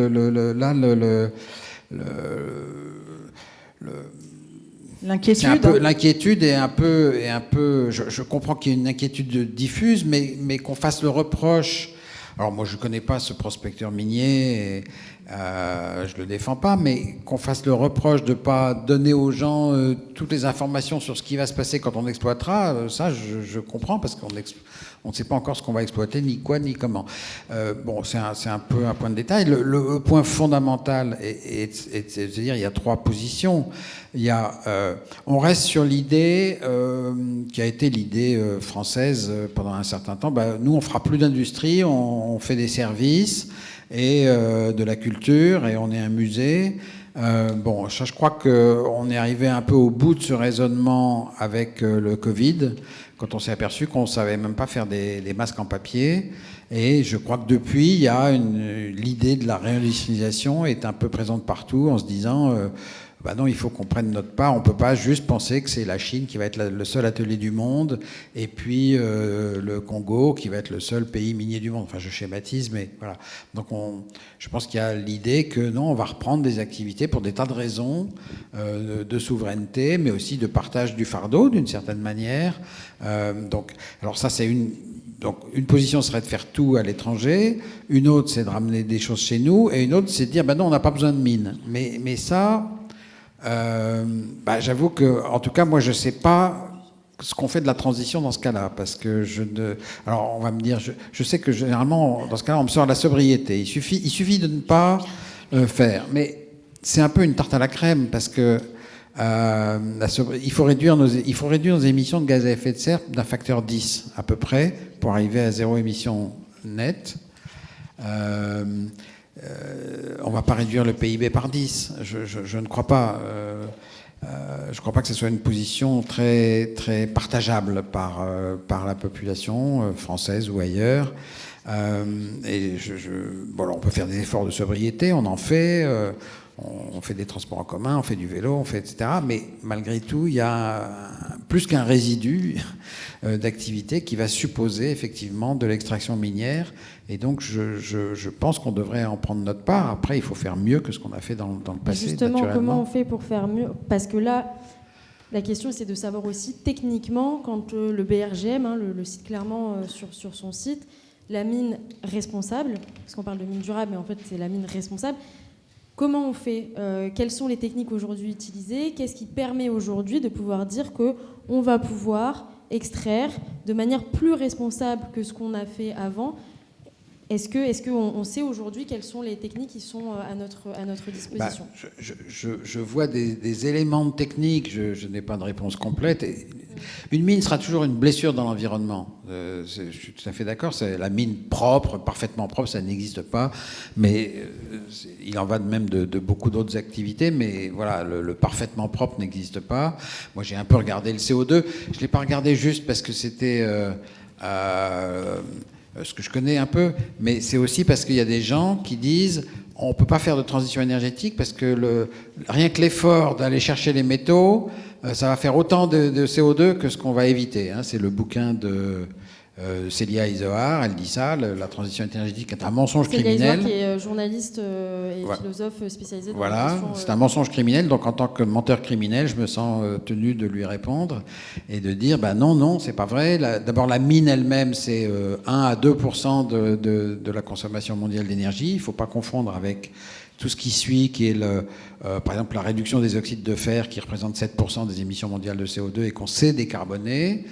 Voilà, donc il y a 2% d'émissions qui sont liées à la mine, et là-dessus, comme j'ai montré, en l'électrifiant, on sait faire des progrès. Il y a un autre progrès qu'on sait faire, mais c'est pour réduire la consommation d'électricité, c'est le pulse power, c'est une autre façon de faire éclater les minerais. Mais c'est vrai qu'à la fin, on laisse forcément d'abord des stériles. Alors maintenant, ce qu'on fait, c'est on revisite les stériles. Et je pense qu'il y a un certain nombre d'endroits, on commence à le faire, on revisite les stériles parce que dans les stériles, il y a d'autres minerais, ou le même, qu'on n'exploitait pas à l'époque parce que c'était en trop petite quantité. Et maintenant, on se dit, tiens, ça vaut le coup d'y retourner et ça va être intéressant. Il y a toujours beaucoup de coproduits, en fait, dans les mines. Il y a toujours, les métaux ne sont jamais tout seuls. Il y en a toujours beaucoup. Donc, je pense que ça, on va faire. Mais il y aura forcément des volumes de déchets miniers. Et les volumes de déchets miniers, en soi, c'est pas très grave. Après, ce qu'il faut regarder, c'est si on fait... il y a des procédés thermiques, il y a d'autres façons de faire qu'avec ce qu'on a fait dans le passé. Si on fait des procédés hydrométallurgiques, c'est un peu plus embêtant. Effectivement, on utilise des acides, donc il faut des bassins de décantation, il faut des traitements. Mais en gros, on sait quand même faire ça. Je pense qu'on l'a pas toujours bien fait. Dans la période de l'après-guerre où ce qui comptait c'était de produire, etc. Je pense qu'on ne fera pas les mêmes erreurs, mais je ne peux pas vous dire... Comment dire ? Faut traiter un investisseur minier avec précaution, parce que son intérêt sera toujours d'en faire le moins possible. Donc il ne faut pas se raconter d'histoire. Il faut de la réglementation et il faut de la police. Il n'y a juste pas d'autre façon. On va faire réagir comme France Nature Environnement. On ne peut pas compter sur juste le bon cœur et le souci de l'écologie, même s'il existe aussi des gens qui travaillent qui dirigent les mines, bien entendu. Merci. Alors, vous avez posé la question. Est-ce que la mine d'aujourd'hui fait beaucoup mieux que la mine d'hier ? Alors moi, du coup, je me suis posé cette même question-là parce que c'est un argument, en effet, qui revient beaucoup. Et j'ai regardé les travaux de l'association Systex. Vous avez pris des photos de chez eux, si je ne me trompe pas, qui est une association d'ingénieurs miniers. Et cet asso a répondu à cette question, est-ce que les mines d'aujourd'hui font mieux que les mines d'avant ? Et la réponse, elle est très claire, c'est que depuis le 19e siècle, en fait, l'évolution des techniques d'extraction minière ont très peu évolué. En réalité, il y a eu donc 7 nouvelles techniques marquantes qui datent toutes de la fin du 19e siècle. Et depuis, Ah bah moi je cite ce que l'association Systex a dit. On connaît leur point de vue sur la mine, l'association Systex. Ils sont anti-mine, donc à un moment donné, il faut un peu d'objectivité. Dire qu'on n'a pas fait. Ce sont des ingénieurs miniers, donc je pense qu'ils ont quand même la légitimité de parler à ce sujet-là. Donc je continue ce que je voulais dire. Donc en effet, donc Systex a ensuite analysé les dernières nouvelles innovations techniques, donc comme je disais, qui datent de la fin du 19e siècle, et on a déduit que la vaste majorité de ces nouvelles techniques présentent des risques équivalents, voire accrus pour l'environnement. Et ils ont pris de nombreux exemples que moi j'avoue que j'aurais du mal à expliquer, mais en tout cas le foudroyage de blocs ou les mines à déplacement de sommet, tout ce genre de techniques-là ont au final autant, voire plus d'impact que ce qui était fait précédemment. Mais que répondre à Cédric Philibert qui explique quand même que la France doit assumer aujourd'hui son besoin en minerais, en minéraux. À vous entendre, il ne faut rien faire. Sur le terrain, en région, France Nature Environnement accompagne certains projets alors pas forcément d'extraction minière, mais d'autres projets écologiques, de transition écologique un peu sensibles. Aujourd'hui, France Nature Environnement bloque tous les projets ? Non, pas du tout. Alors là, ce que c'est important, voilà, d'être hyper clair là-dessus. Au sein de France Nature Environnement, on n'est pas contre la relance minière en France, parce que, en effet, voilà, on peut entendre certains arguments autour de la nécessité d'ouvrir certaines mines en France. Voilà, parce que nous aussi, on devrait ouvrir des mines. Notamment peut-être pour certains minerais, moi je pense par exemple au lithium, où en effet les gisements par exemple pour le recyclage ne sont pas du tout suffisants. On a, même dans les scénarios de transition les plus sobres, on a besoin d'extraire pour assouvir des besoins même qui sont extrêmement sobres. Donc ça c'est mon premier point, on n'est pas opposé à tout projet de mine en France. Là, je vais être hyper claire là-dessus. Par contre, déjà, comme je l'ai dit tout à l'heure, c'est pas parce qu'on le fait en France que ça sera mieux, déjà. Et puis, deuxièmement, par ailleurs, pour moi et pour France Nature Environnement, le fait est que les besoins sont tellement démesurés aujourd'hui en France et même dans le monde qu'on ne pourrait pas du tout assouvir la totalité de nos besoins. Les mines en France, l'ouverture de nouvelles mines en France, ça ne suffira pas. C'est pas parce qu'aujourd'hui on va ouvrir des mines en France qu'on va en fermer ailleurs. On va continuer juste à ouvrir des nouvelles mines partout dans le monde et essayer de répondre tant bien que mal et de manière complètement irréaliste et impossible à la demande exponentielle en métaux. Donc on va pas aider les autres pays parce qu'on ouvre des mines en France. Ça c'est pour nous c'est un faux argument. Voilà, il faut arrêter avec ça. Donc peut-être pour finir là-dessus, nous ce qu'on dit c'est qu'on est d'accord pour ouvrir de nouvelles mines en France, mais tout d'abord à quelles conditions ? Quelles sont les conditions sociales ? Quelles sont les conditions environnementales ? Quelles sont les conditions sanitaires qui feraient qu'on accepterait d'ouvrir de nouvelles mines ? Aujourd'hui, ces conditions-là, elles ne sont pas du tout établies. Si je reprends l'exemple de la Loire-Atlantique, et même l'exemple de l'Allier, on se rend compte que les gens sur place, ils sont complètement réticents. Et s'ils sont réticents, c'est parce que tout d'abord, ils sont très peu informés, très peu éclairés, parce qu'on ne les a pas consultés. Et ça, c'est pas normal. Donc c'est la raison. Ah non. Bruno Jacquemin, prenez un micro, n'hésitez pas à réagir. Je veux juste finir Prenez mon point. Le micro. Donc nous, ce qu'on demande à France Nature Environnement, c'est très clair, c'est un débat national sur la souhaitabilité de la relance minière. Est-ce qu'on veut ou pas, collectivement, rouvrir des mines en France ? Parce que, comme vous l'avez dit très justement, le sous-sol est un bien commun. Donc la discussion doit être commune. Elle ne doit pas se faire entre les industriels et l'État, comme c'est le cas actuellement. Et on demande ensuite que... Je finis juste mon point, c'est ma dernière phrase. On demande ensuite que si on souhaite effectivement ouvrir des mines, qu'on se mette d'accord collectivement sur les conditions d'exploitation, où est-ce qu'on ouvre des mines, où est-ce que c'est stratégique, où est-ce qu'il y a un réel intérêt pour la France d'ouvrir des mines. Donc là, c'est là notre vrai point. Merci beaucoup. Deux choses. Dire que faire de la mine en France, c'est pas mieux qu'en faire ailleurs. Moi, j'ai une simple question. Quel est le seul territoire mondial qui reste démocratique et où la liberté a encore un sens ? Je suis désolé, c'est l'Europe.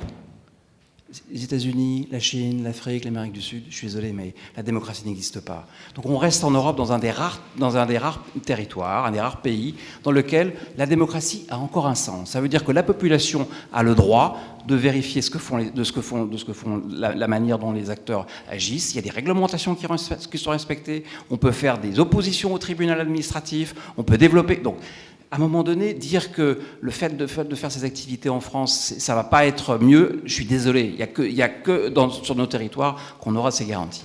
Après, le deuxième sujet, vous parlez de pas de débat. Le débat sur la mine d'Iméris dans l'Allier, une commission du débat public, une commission particulière du débat public, qui a coûté plus de 2 millions d'euros à l'entreprise, payé sans difficulté par l'entreprise, parce que c'est le prix à payer et ils le savent parfaitement, pour expliquer, pour faire la pédagogie, parce que la population n'est pas contre. On a des gens qui ont un choix de société que je respecte, qui n'est pas le mien, qui est la décroissance. C'est pas le mien, je le respecte, il a le droit de s'exprimer. Il y a des gens qui, comme ça a été exprimé par Cédric, sont plutôt pour parce qu'ils considèrent que c'est une opportunité de développement économique. Et au milieu, vous avez 80% des gens qui sont, comme vous dans cette salle, non informés, qui n'ont pas de culture collective sur ce que c'est qu'une activité minière, et qu'il faut, à un moment donné, dont il faut améliorer par la pédagogie ce qui s'est passé. Et sur le site de l'Allier, pendant 18 mois, 50 réunions publiques, avec des industriels qui répondent à des questions devant des acteurs, et avec des gens qui, il y avait France Nature Environnement d'ailleurs qui était présent à ces réunions. Donc le débat a eu lieu et la compréhension collective des sujets a été appropriée, a été posée, et l'industriel a eu un bon sens, une bonne attitude. Quand il sait répondre à la question, il explique pourquoi il peut répondre. S'il ne peut pas, il explique qu'il répondra demain. On prend un engagement et on crée de la confiance entre des gens qui ont besoin de comprendre, et c'est naturel qu'on ait besoin de comprendre. Ça fait 50 ans qu'on nous a, pardonnez-moi, mais qu'on nous a illusionnés en disant qu'on pouvait se passer d'une activité industrielle dans ce pays. Je suis désolé, on ne peut pas s'en passer. Jean Caudreau. Oui, parce que juste, c'est pas du tout pour que vous ayez un temps de parole moins long, mais c'est pour laisser le temps après aux questions. Donc si vous pouvez être plus synthétique que vos collègues à côté, il y a quand même 2 ou 3 points sur lesquels je voudrais revenir. Alors, le premier, c'est que je pense que nous ne sommes ni aveugles ni sourds aux besoins de la société et aux conditions dramatiques dans lesquelles on exploite effectivement, voire même on pille le sous-sol d'autres pays. Mais ça ne nous exonère pas de faire les choses dans l'ordre.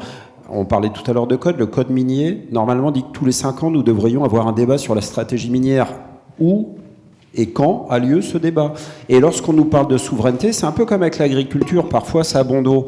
Je ne suis pas tout à fait sûr que ce soit effectivement la souveraineté qui soit le premier objectif visé.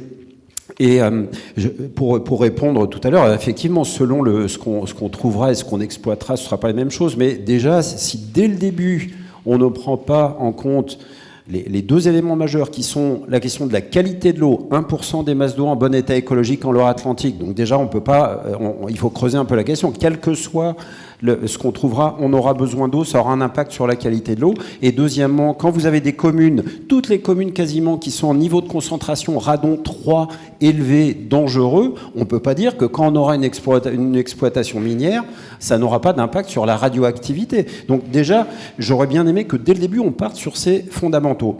Et puis juste un mot aussi qui me semble absolument essentiel. Parce que pour nous rassurer, que ce soit les porteurs de projets, que ce soit que ce soit le ministre Sébastien Martin, que j'ai déjà eu l'occasion d'interroger à plusieurs reprises, on nous dit surtout pas d'inquiétude. Nous sommes protégés, nous sommes en France, nous avons des lois, nous avons un cadre, nous avons un code de l'environnement. Je leur réponds, est-ce que vous avez regardé le contexte politique?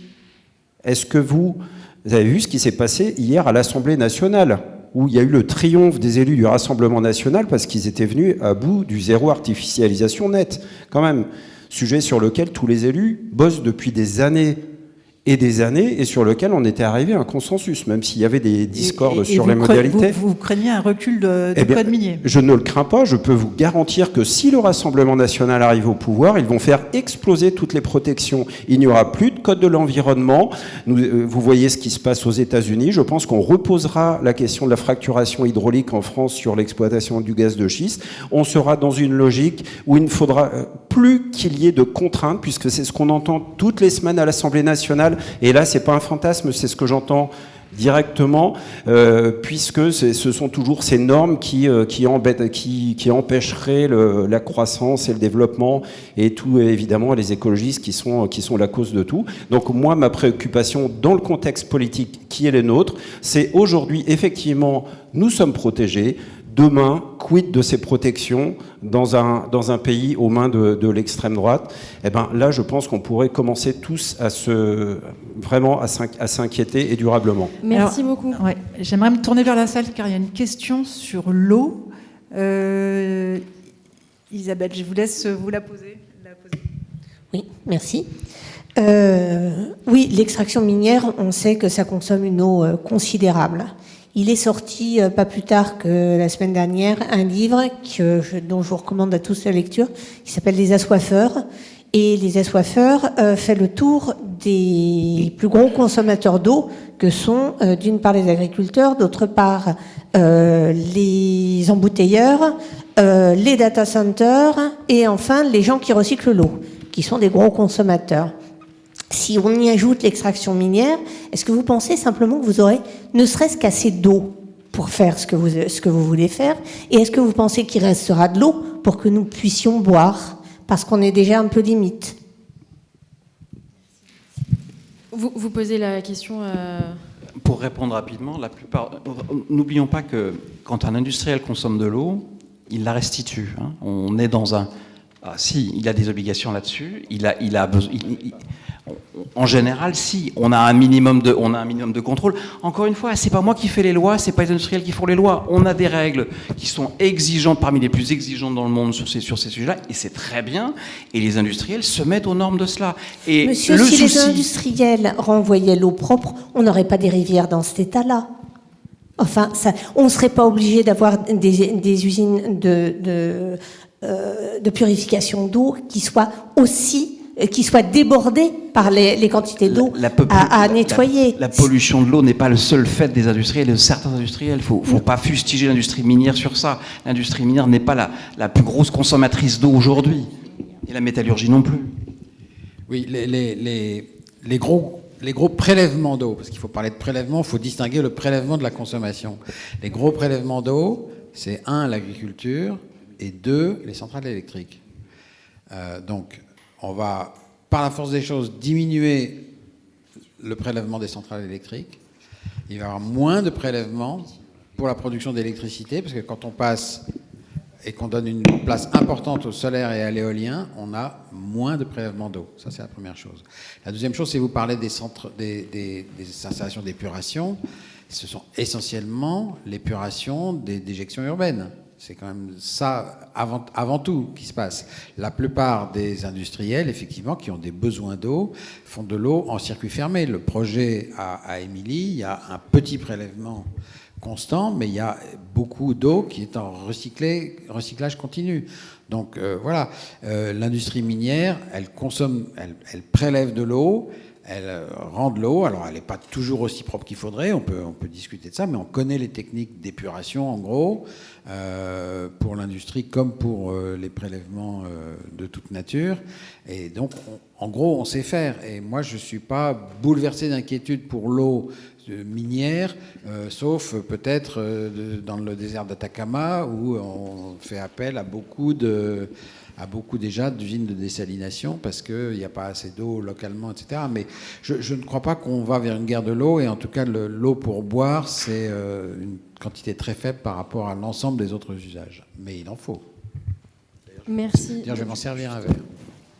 Pardon. Oui, très rapidement, mais effectivement, nous sommes dans un contexte de raréfaction de la ressource. Par exemple, en Loire-Atlantique, nous savons que d'ici 10 ans, ce sera 10% d'eau disponible en moins pour les différents usages, effectivement, et la consommation humaine n'est pas le plus importante. Mais juste pour avoir une petite idée, si par hasard, avec nos fameux trois territoires d'exploration, ce soit comme l'espère le président d'Orania, l'or qui soit la ressource.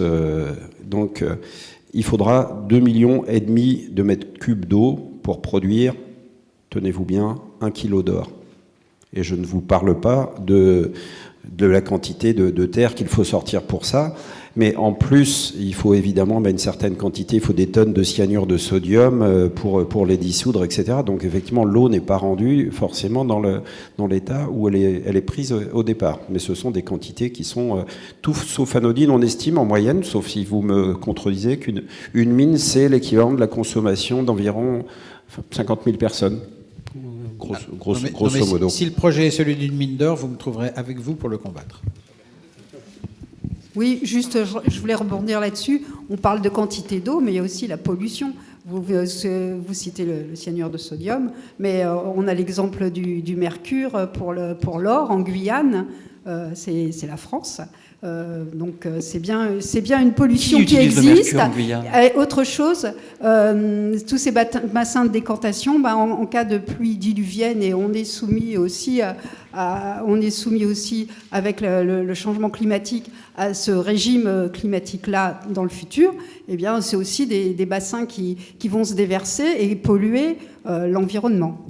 Je suis désolé, sur la Guyane, on ne peut pas parler de mercure. Le mercure est interdit dans l'exploitation industrielle dans le monde depuis plus de 20 ans. En revanche, il est utilisé en Guyane. Vous savez par qui ? Par des garimperos, c'est-à-dire par des gens avec des mafias brésiliennes qui viennent exploiter nos territoires, les territoires de la France, les territoires de ce pays d'outre-mer, de manière complètement illégale, qui viennent sur les sites des exploitants légaux, qui ne produisent que 1/10 de la production d'or qui sort de Guyane. Donc, le fait d'interdire ou de contraindre les extracteurs d'or légaux laisse le champ libre aux illégaux.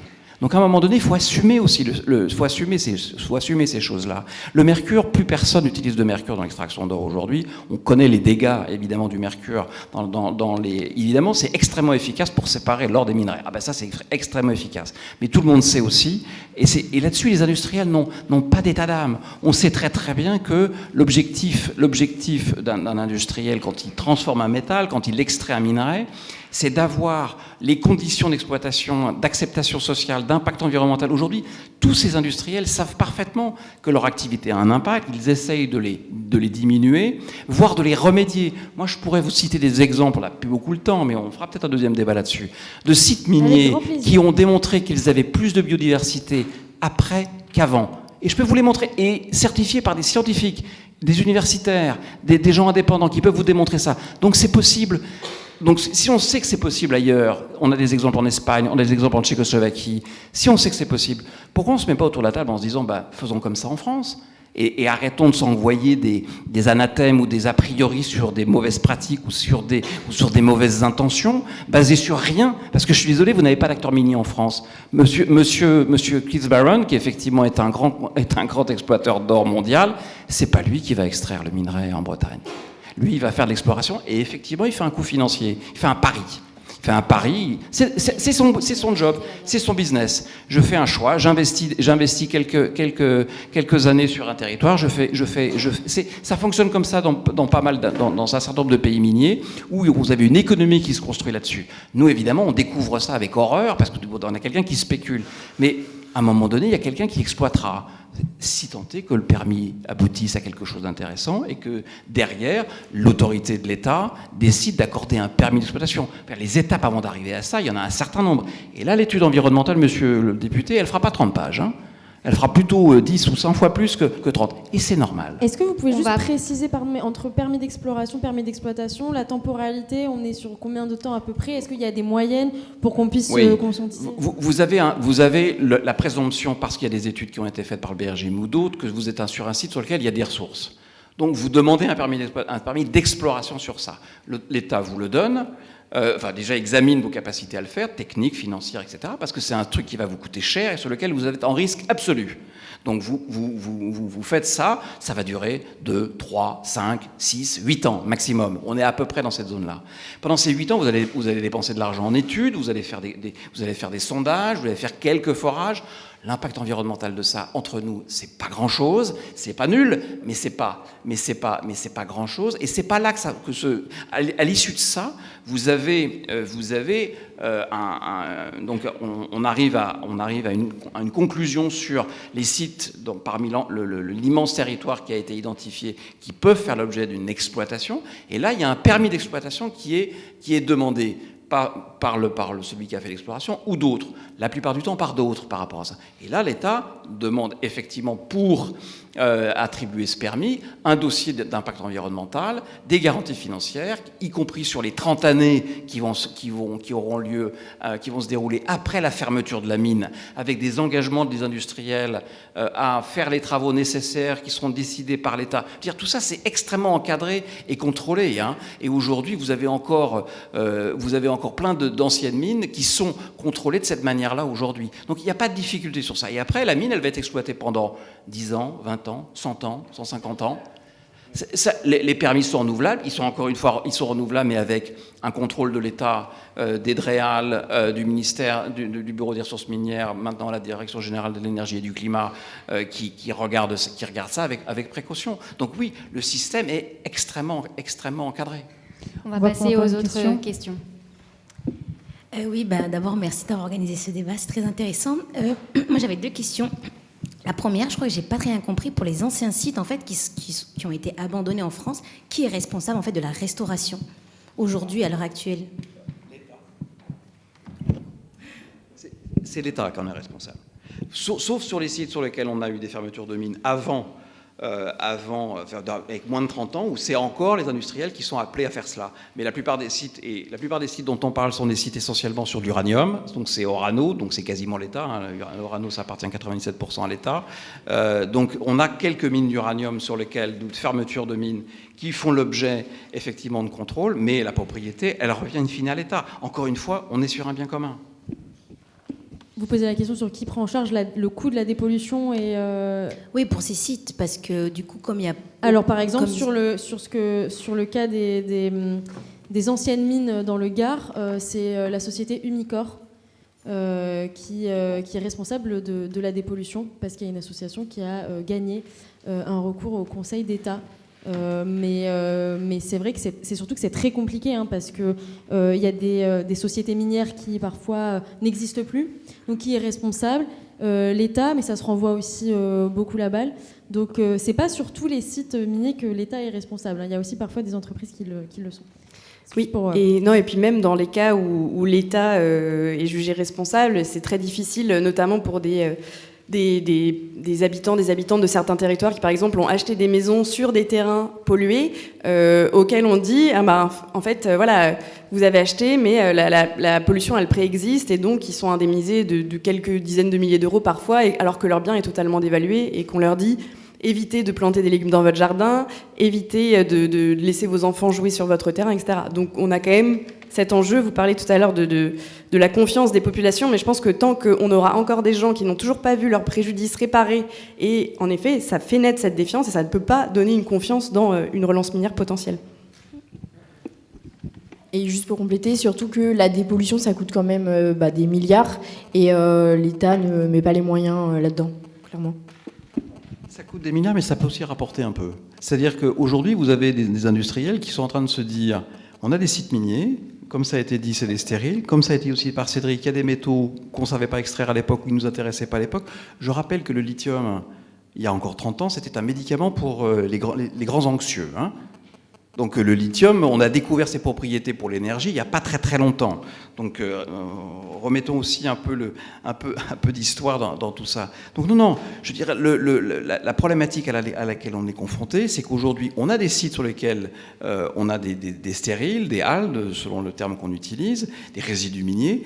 Et ces stériles-là, il faut les traiter parce qu'elles génèrent des pollutions, ça c'est indéniable, il faut les traiter. Aujourd'hui, c'est nos impôts qui payent, parce que c'est la puissance publique qui souvent est amenée, sauf dans quelques cas particuliers que vous avez cités, où on n'est pas au bout des 30 années de responsabilité de l'exploitant, qui doivent le prendre en charge. Mais donc, ces sites sur lesquels on a encore des résidus intéressants, on a aujourd'hui des processus, des procédés technologiques et des sociétés qui sont en train de se monter pour regarder comment on traite ces sites, mais on les traite non pas pour extraire, mais pour régler le problème environnemental, pour restituer à la nature, je dirais, l'état le plus proche de l'origine en dépolluant. Aujourd'hui, on a plein de situations de remédiation. On sait faire de la phytoremédiation sur des métaux lourds. Expliquer ce que c'est que la phytoremédiation? C'est des plantes qui ont des capacités, le chanvre ou d'autres, qui ont des capacités, le chanvre en particulier, qui ont des capacités, ou d'autres, exactement, qui ont des capacités à récupérer dans des sols pollués des métaux dont qu'ils arrivent à digérer, entre guillemets, ou à assimiler, sans générer de pollution externe. Donc aujourd'hui, on sait faire ça. Donc des solutions de cette nature, il faut juste aujourd'hui faire qu'elles soient rentables, faire qu'elles soient acceptables économiquement parlant, et donc promues. À un moment donné, si on veut que ces solutions soient promues, il faut les favoriser, de manière à ce qu'effectivement, ça permette de régler. En fait, on réglera un triple problème. On réglera la situation environnementale du site, on réglera sans doute la situation paysagère quand elle a besoin d'être réglée, ou les dégâts qui sont enraisonnés, et on utilisera des minerais qui auront un intérêt économique. Ça mérite quand même de se poser la question et de regarder, plutôt que de dire non, il ne faut pas faire, de se poser autour d'une table avec les acteurs et d'en discuter. Or, aujourd'hui, on a du mal à se mettre autour d'une table pour parler effectivement de l'opportunité de redévelopper ces activités. Là, je partage votre sujet. Il devrait y avoir un débat national. Moi, j'étais un des premiers avec notre fédération. On a regretté que le code minier passe en 2021 sous forme d'ordonnance. On est passé à côté d'un débat public parce que le gouvernement n'a pas voulu prendre le risque d'un débat public sur le sujet. On peut le comprendre sur une certaine façon parce qu'on voit bien que le sujet est compliqué et il nécessite...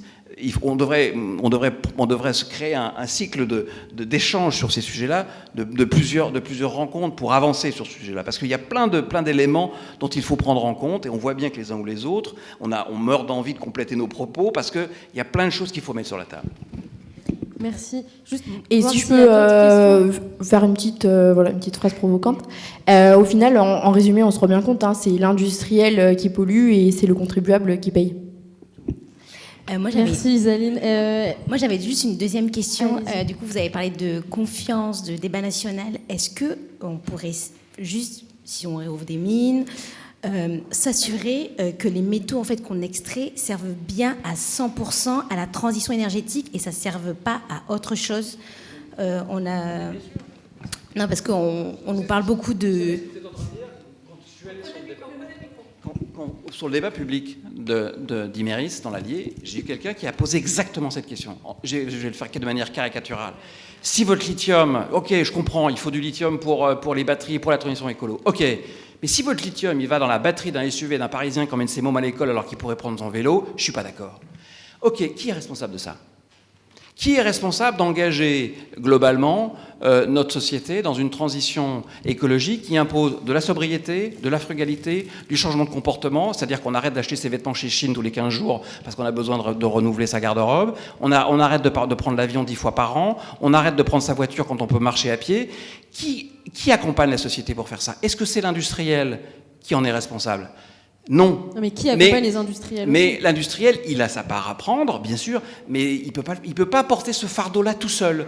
Imeris l'industriel ne peut pas garantir que les personnes auxquelles il va vendre son lithium vont, à un moment donné, éviter de le vendre à des fabricants de SUV.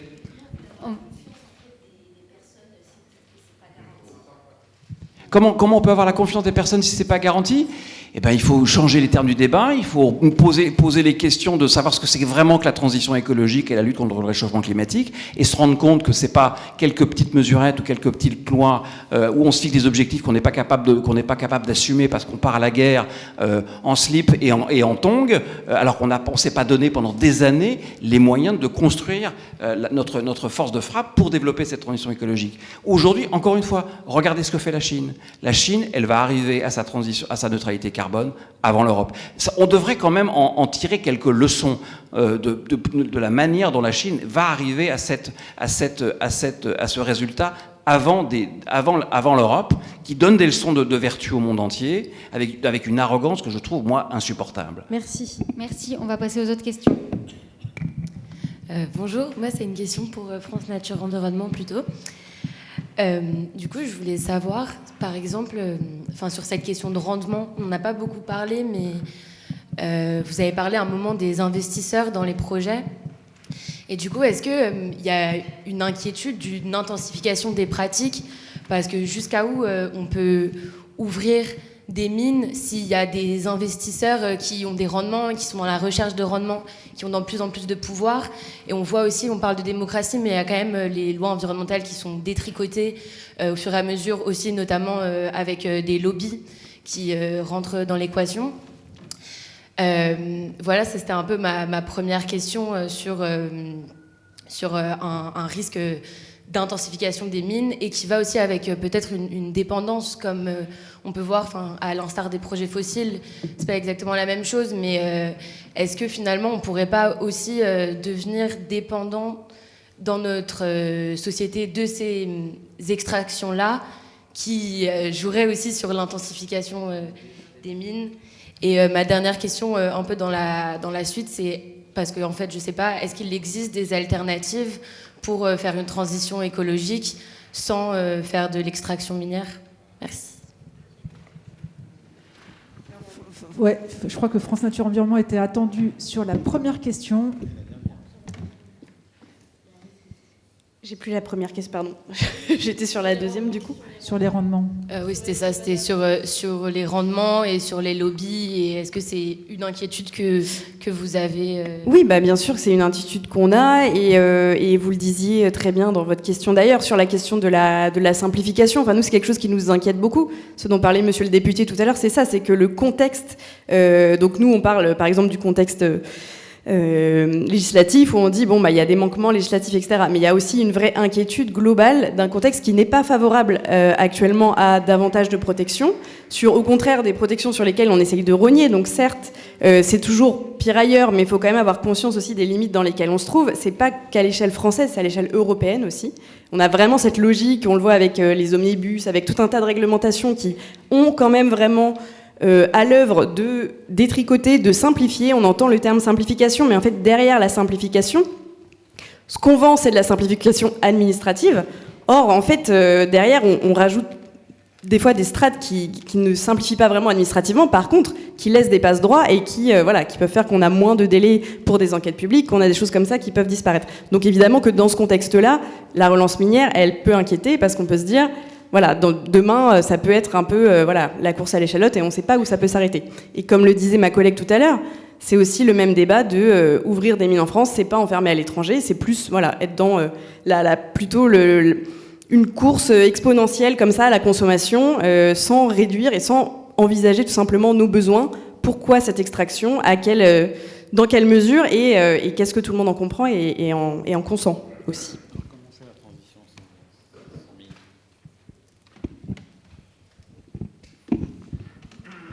Alors, pour poursuivre sur l'autre partie de la question concernée...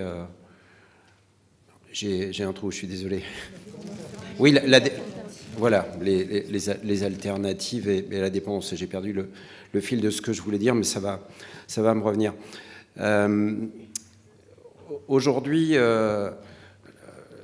Je le disais tout à l'heure, tout doit commencer par le débat, c'est absolument essentiel. Mais au-delà de ça, je conçois que le terme de décroissance puisse heurter, mais j'ai même entendu parfois parler de croissance verte, ce qui me semble être un oxymore. Il ne faut pas se moquer du monde non plus, mais je pense qu'il faut quand même que nous parlions de sobriété, que nous parlions de recyclage et que nous parlions d'usage. Ça me semble absolument le triptyque. Et effectivement, ce sont les bases du débat. Ensuite, on discute effectivement pour quelles seront les conditions, mais on doit vraiment commencer par ça. Je reviens alors, c'est pas une idée fixe, mais si c'est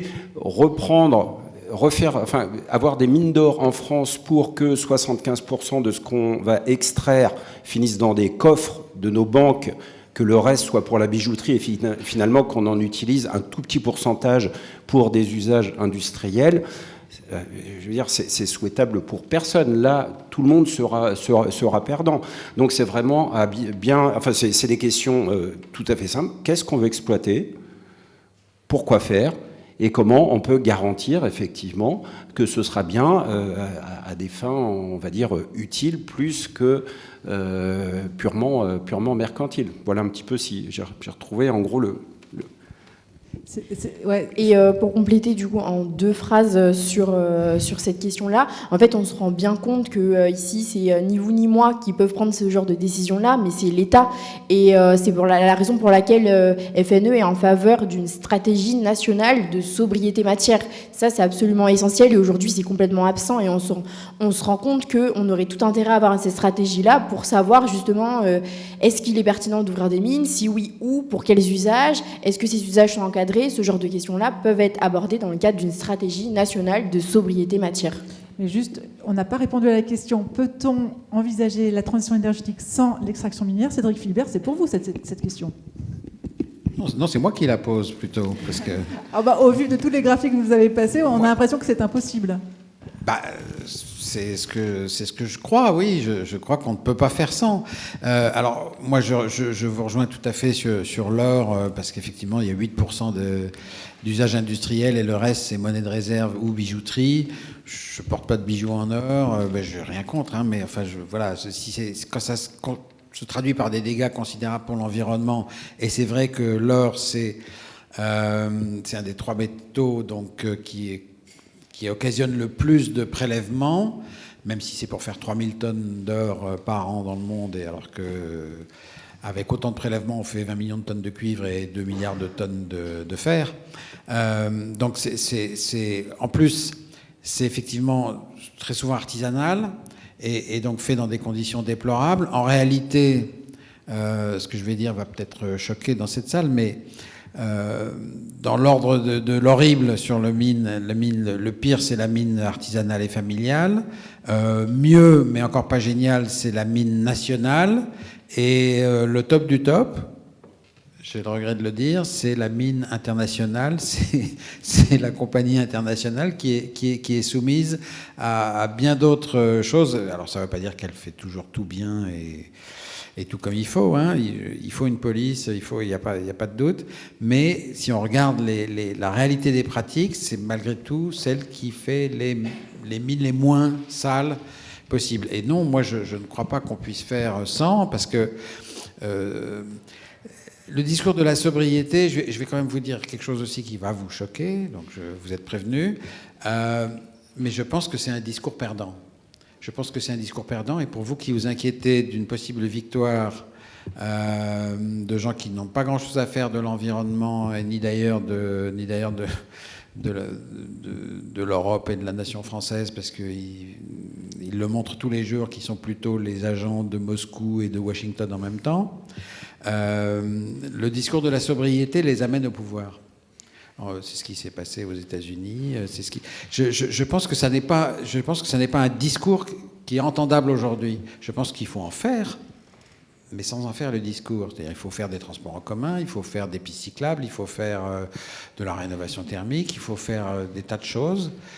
Mais je ne les vendrai pas sous l'angle de la sobriété, parce que les gens qui entendent sa sobriété, ils voient que leur pouvoir d'achat est érodé d'année en année, et puis spécialement maintenant avec le détroit d'Ormuz, et vous leur dites, justement, il faut être sobre. C'est pas du tout le discours qu'ils ont envie d'entendre. Ça ne veut pas dire qu'il ne faut pas, encore une fois, trouver des solutions sobres, mais c'est pas la même chose. Donc je vous mets gentiment en garde contre ça, parce que je crois que c'est contre-productif aujourd'hui. Voilà. Monsieur. Oui, merci. C'est passionnant. C'est passionnant ce que vous êtes en train de dire. Et par rapport au débat qui devrait avoir lieu, je pense que ça serait intéressant de faire de nouvelles priorités. Ce n'est pas seulement une question de savoir si c'est rentable ou pas rentable. Le problème, c'est que, un peu comme dirait le proverbe de la SNCF, un minerai peut en cacher un autre. Et au fond, on s'aperçoit qu'une grande partie de cette relance est principalement axée sur la militarisation. C'est pas du tout fait pour un projet civil, c'est même pas fait pour avoir une voiture plus ou moins propre. C'est parce que le lithium, on en a besoin notamment pour la propulsion des sous-marins. Parce que chaque bombardier, ça représente plusieurs centaines de kilos de cobalt. Je veux dire, il faut qu'on arrête avec ce discours qui ne nous permet pas... Alors moi, je ne veux pas le dire de façon agressive. J'aimerais que ce débat prenne aussi un peu de hauteur pour essayer d'analyser jusqu'à quel point, vraiment, c'est une vraie question de beaucoup de citoyens, jusqu'à quel point la relance minière est principalement motivée par des intérêts qui sont tout sauf civils. Et je vais vous donner un seul exemple. Ça a été fait par le Parlement européen, et pas par des petits écolos, mais par des ONG très pointues sur la question. Vous pouvez les lire. Il y a une brochure qui s'appelle « Du sang sur le pacte vert ». C'est passionnant à lire, parce que vous vous rendez compte qu'effectivement, au niveau européen, on a fait exactement la même chose que pour le nucléaire. C'est carrément de banaliser toute cette dimension-là. Et ça permettait à certains partis politiques de mettre en avant la question des minerais, l'exploitation de ces minerais. Alors, je sais que... Est-ce que vous souhaitez réagir là, sur cette dimension militaire, justement, de l'utilisation des minerais? Grand silence. Si monsieur veut apprendre le russe et le chinois, qu'il s'y mette maintenant. Mais quelle est la part aujourd'hui? Quelle est la part aujourd'hui? Il faut un argument un peu plus sérieux. C'est pas une affaire de... Cédric Philibert, dans l'utilisation justement des minerais... En moins provocateur. Ça fait partie de la question, effectivement. Il y a une dimension d'armement évidente, sur certains minéraux plus que sur d'autres. C'est vrai pour le coltan, voilà, ça existe pour le tungstène, ça existe pour les terres rares, qui sont... Bon. Donc il y a une part de vérité, mais par contre, je ne crois pas que ce soit aussi important que ça, parce que je me réfère à la slide que j'ai montré tout à l'heure, qui montre que, en gros, on double les besoins en métaux dans un cadre de transition énergétique par rapport à une tendance spontanée qui comprend les dépenses de numérique et les dépenses du militaire. Donc, c'est une part de la vérité, mais ça n'est pas aussi important que ça, et la transition n'est pas là pour cacher tout le reste. Ça n'est pas vrai, elle pose un problème en elle-même, premièrement. Deuxièmement, en étant moins provocateur, je pense qu'il y a sûrement des armements qu'on pourrait ne pas faire parce qu'on a pu en livrer à des gens qui en font un usage assez médiocre, et je pense qu'on devrait contrôler un peu ce qu'on vend et à qui et pourquoi. Il y a des exemples assez récents de villes rasées, et il y a une question de savoir si on a livré des bombes ou pas. Voilà. Moi, je ne sais pas quelle est la vérité. J'entends des discours contradictoires, je ne sais pas quelle est la vérité. Mais à part ça, je pense que nous vivons dans un monde dangereux et que nous ne pouvons pas rester désarmés. Si l'expérience que vous voyez depuis 4 ans avec l'Ukraine ne vous en a pas convaincu, je ne sais pas ce qui vous en convaincra, mais je pense que nous devons avoir une défense et nous devons être capables de nous défendre. Donc le fait qu'il y ait une part de l'exploitation minière qui serve à fabriquer des armes ne m'amène pas à la condamner, au contraire. Je vais compléter ça en 2 minutes. Ouais. La consommation de minerais pour la défense, c'est 10%, en gros. Et ce qu'il faut bien comprendre, c'est qu'une industrie de défense ne fonctionne que si l'industrie des autres besoins marche aussi. S'il n'y a plus d'industrie automobile en Europe, il n'y aura plus d'industrie de défense. Parce que quand vous regardez les industriels qui fonctionnent pour la défense, dans les petites PME qui vont jusqu'à élaborer des composants pour finalement fabriquer des éléments militaires, ils travaillent pour la défense à 80%, à 20%. 80%, c'est pour d'autres secteurs. C'est l'automobile, c'est l'aéronautique, ça va être l'électronique, ça va être... Donc, si demain, cette fragilité industrielle continue telle qu'on est malheureusement en train de repartir, il n'y aura plus d'industrie de défense. Donc pour moi, le sujet, il n'est pas du tout là. Le vrai sujet, et ça permet aussi de faire un léger rebond, mais j'ouvrirai une question à la salle là-dessus. On a dit, il faut un débat démocratique pour savoir quel type de mine on fait. Tout à fait d'accord. Mais la question derrière, elle est beaucoup plus ébouriffante. Elle est, mais quelle industrie voulons-nous ? Parce que si on fait des minerais, c'est qu'on veut les transformer. Si on veut les transformer, c'est qu'on est capable de mettre en place des industries qui vont être capables de dérouler la chaîne de valeur jusqu'à l'usage final. Donc autrement dit, c'est quoi les usages essentiels qu'on veut avoir dans la société? C'est ça le vrai débat qu'on doit avoir. C'est quels sont les usages essentiels qu'on veut avoir et qu'on veut maîtriser, pas à 100%, parce qu'on n'est pas dans un monde clos autarcique et qu'on ne le sera jamais. En tout cas, c'est pas ma philosophie personnelle et je ne pense pas que ce soit la vôtre. Et on doit faire des choix par rapport à ça. C'est ça le vrai débat qu'on a à poser. Donc la mine, si j'ose dire, même si elle est au début de toute activité industrielle, elle arrivera à la fin du débat. Mais tant qu'on n'aura pas posé la question de quelle industrie voulons-nous dans notre pays et en Europe, et il faut se poser la question. Parce que si on ne se la pose pas, d'autres répondront à notre place. Et encore une fois, j'insiste lourdement sur ça. Sans industrie, le pays s'appauvrit. Vous voyez notre pays s'appauvrir depuis des dizaines d'années. Regardez la part de l'industrie dans le PIB, moins de 10%. On est le pays le moins industrialisé d'Europe. On s'appauvrit. On s'est appauvri par rapport aux autres. Donc ayez ça en tête. On a besoin de redévelopper l'activité industrielle. L'activité industrielle, bah oui, elle utilise des solvants, elle a des pollutions, elle est gérée. Donc il faut mettre ce débat sur la table. Et c'est un vrai débat démocratique. Et il n'existe pas aujourd'hui. Et personne ne le porte. Pour une industrie socialement utile, en gros, c'est ce qui ressort. Alors, on va conclure ce débat. On va faire tourner le micro vraiment en 1 minute, même pas. Qu'est-ce que la salle doit retenir de vos interventions, chacun? 30 secondes. En 30 secondes. On va commencer avec vous, Jean-Claude. Que souhaitez-vous que ceux qui sont venus qui se sont déplacés pour vous souhaitent, avec quoi ils doivent repartir? Rappeler,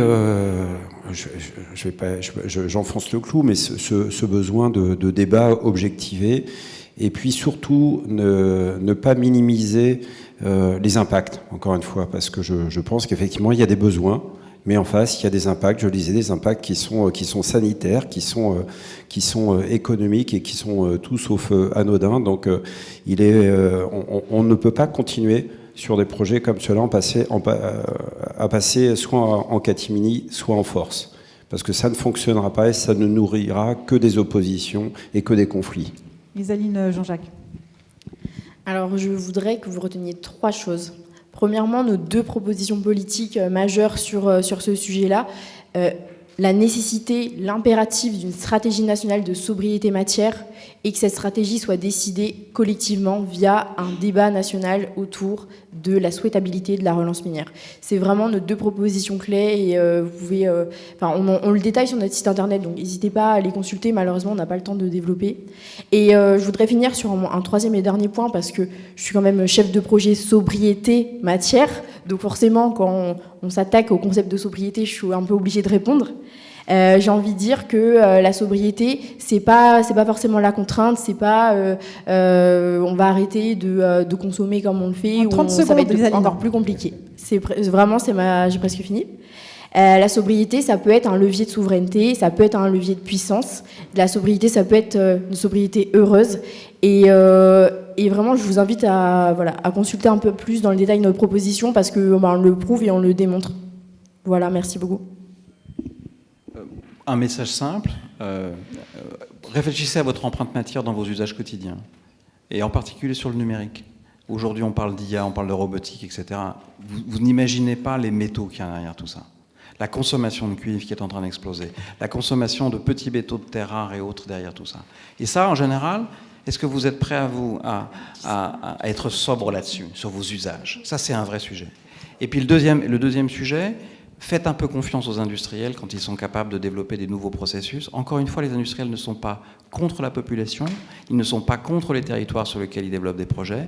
Ils savent aujourd'hui, en tout cas ceux que je connais, ceux qui sont avec moi, je ne parle pas des Américains, des Chinois, des Australiens ou des gens qui sont dans des pays... je parle de ceux que je connais et qui n'ont pas beaucoup l'occasion de développer leur activité minière. Donc faites-leur confiance. Du coup, moi, je ne vais pas répéter ce que dit Isaline, et puis surtout, je vais m'inscrire un peu en miroir de ce qui vient d'être dit. Nous, à FNE, ce qu'on dit, c'est qu'il faut arrêter de responsabiliser le consommateur, qu'il faut arrêter de dire « c'est votre faute, regardez ce que vous faites, c'est à cause de votre usage que la planète est en train de partir en fumée », parce que ce n'est pas le cas.